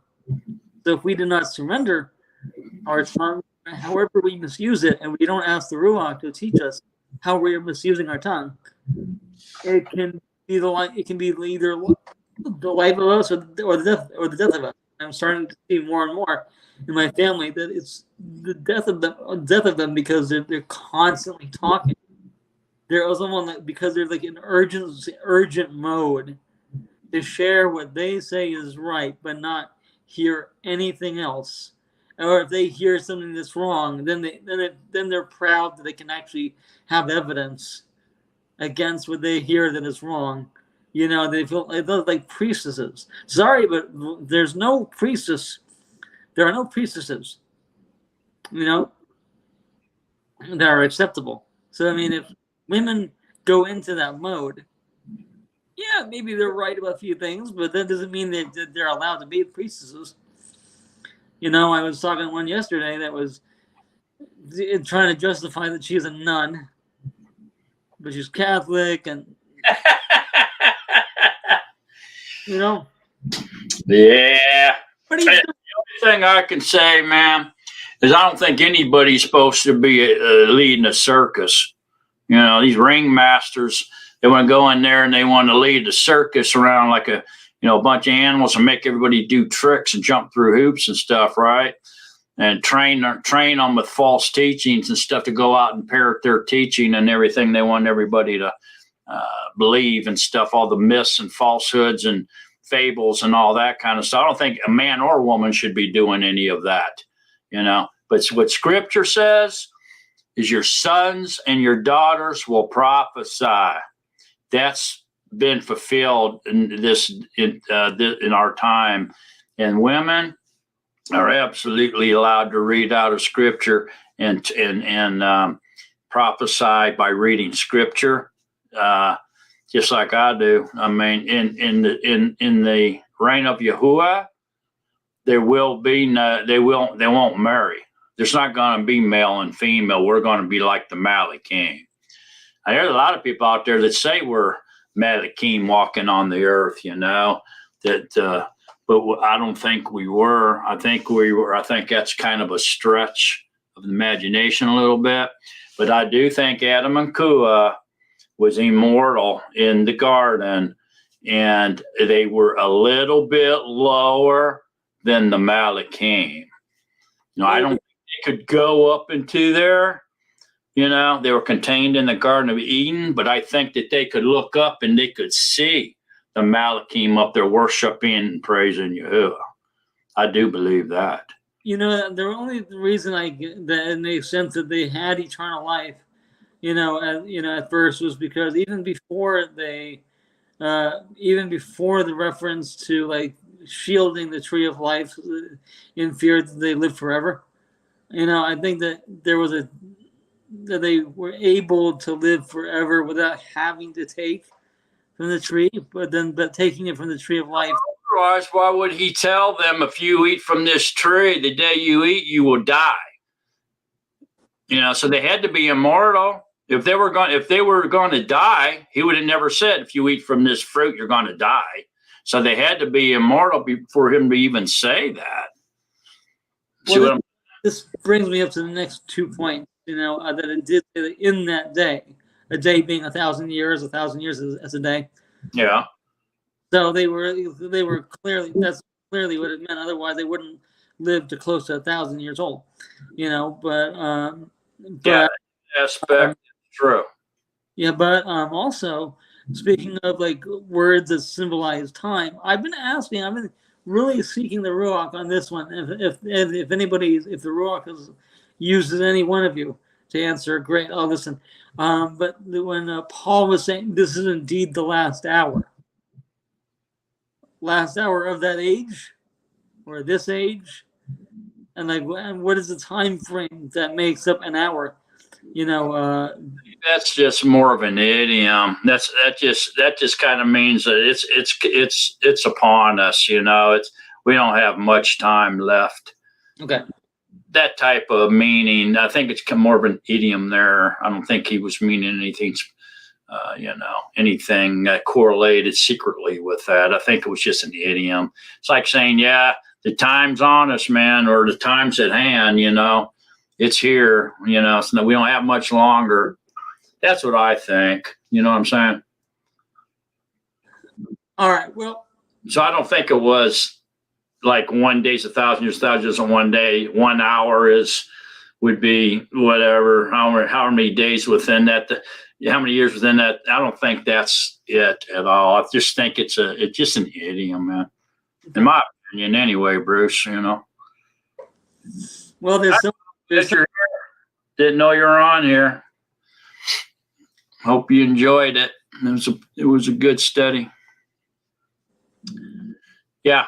In other words, there's not always a spiritual meaning or a hidden message or secret behind everything in Scripture. Sometimes there is. In a lot of cases there is, but sometimes it's meant to be literal. It's literal and it's meant to be literal. You know what I mean? Like the 7 days of creation weren't 7,000 years. They were 7 actual man days, 24-hour periods. One thing that the Ruach brought to my mind lately, like in the last day or so, is like the First Chronicles and the list of the etymology. It makes me consider, like, I'm not going to budge, and because I don't see any reason to change my view that we're related to everybody on the planet. We're all family, so I'm not gonna. I see no reason to change that view. But then also, then there's a different way of how that was written, because in the First Chronicles, I noticed that it skipped Abel. No, I'm sorry, it skipped Cain and went to Seth after it wrote Adam. The descendants of Adam. So that would mean that all the lines of people who actually did Yahuwah's will. That when you're doing His will, that's who you're joining the lineage of. If you're a rebel with no sympathy whatsoever, with no heart, no shame, especially because Paul says, what I do, what I don't want to do, I do. What I do want to do, what I want to do, I don't do. That's kind of how I feel sometimes. So I understand it's like the battle of wanting to do right, but then getting kind of like not knowing how to let go of evil. Sometimes. So I understand that. But so when we're doing that, we're joining in, or if we just use our tongue or associate with people that don't want to change for the better, then we're aligning ourselves to the lineage of Cain. That's how I, the Ruach allowed me to understand that much of it. So Yeah, I'm with you on that, man. Yep. There could be some kind of meaning there, with the line of Cain being the murderers, the unrighteous, and he cuts it off, right? Cain's line gets cut off, does it not? We don't hear from it after that, just that one time. It gets cut off, and then it goes into sea. And through his line comes Noah and King David and Yahusha, through that line, and that line, and that's forever. Right, David's throne's forever, right? Because he promised him that. We made a covenant. When he made the covenant with David, Yahuwah said that his throne would be forever. His descendant would sit on his throne forever. And of course, that's Yahusha. So yeah, I'm with you on that. I can see that, what you're saying. Yep.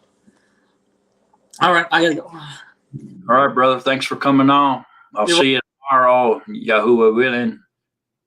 Yeah, if I get good sleep. All right, I didn't get good sleep last night. Anyway, can't talk. Adios, amigo. All right, always a pleasure. Good night. You too. Bye-bye. All right, guys. That was an interesting study this evening, and I hope everybody got as much out of it as I did. And yeah, by all means, go ahead and continue to study it and see what you come up with. I don't know. Tomorrow's the NatsarimLife.com Zoom at noon. It's scheduled for Brother Lou to come on and teach us or share with us his knowledge about Shabuath, which is coming up next week. And can't remember which day, but I know it's coming up next and following week. And I think, I hope he'll be there. He's not feeling well. If he's not, then I'll come in and I'll fill in so we don't have to postpone it or anything. So either way, I'll see most of you, or at least some of you, tomorrow at Zoom at noon on NatsarimLife.com.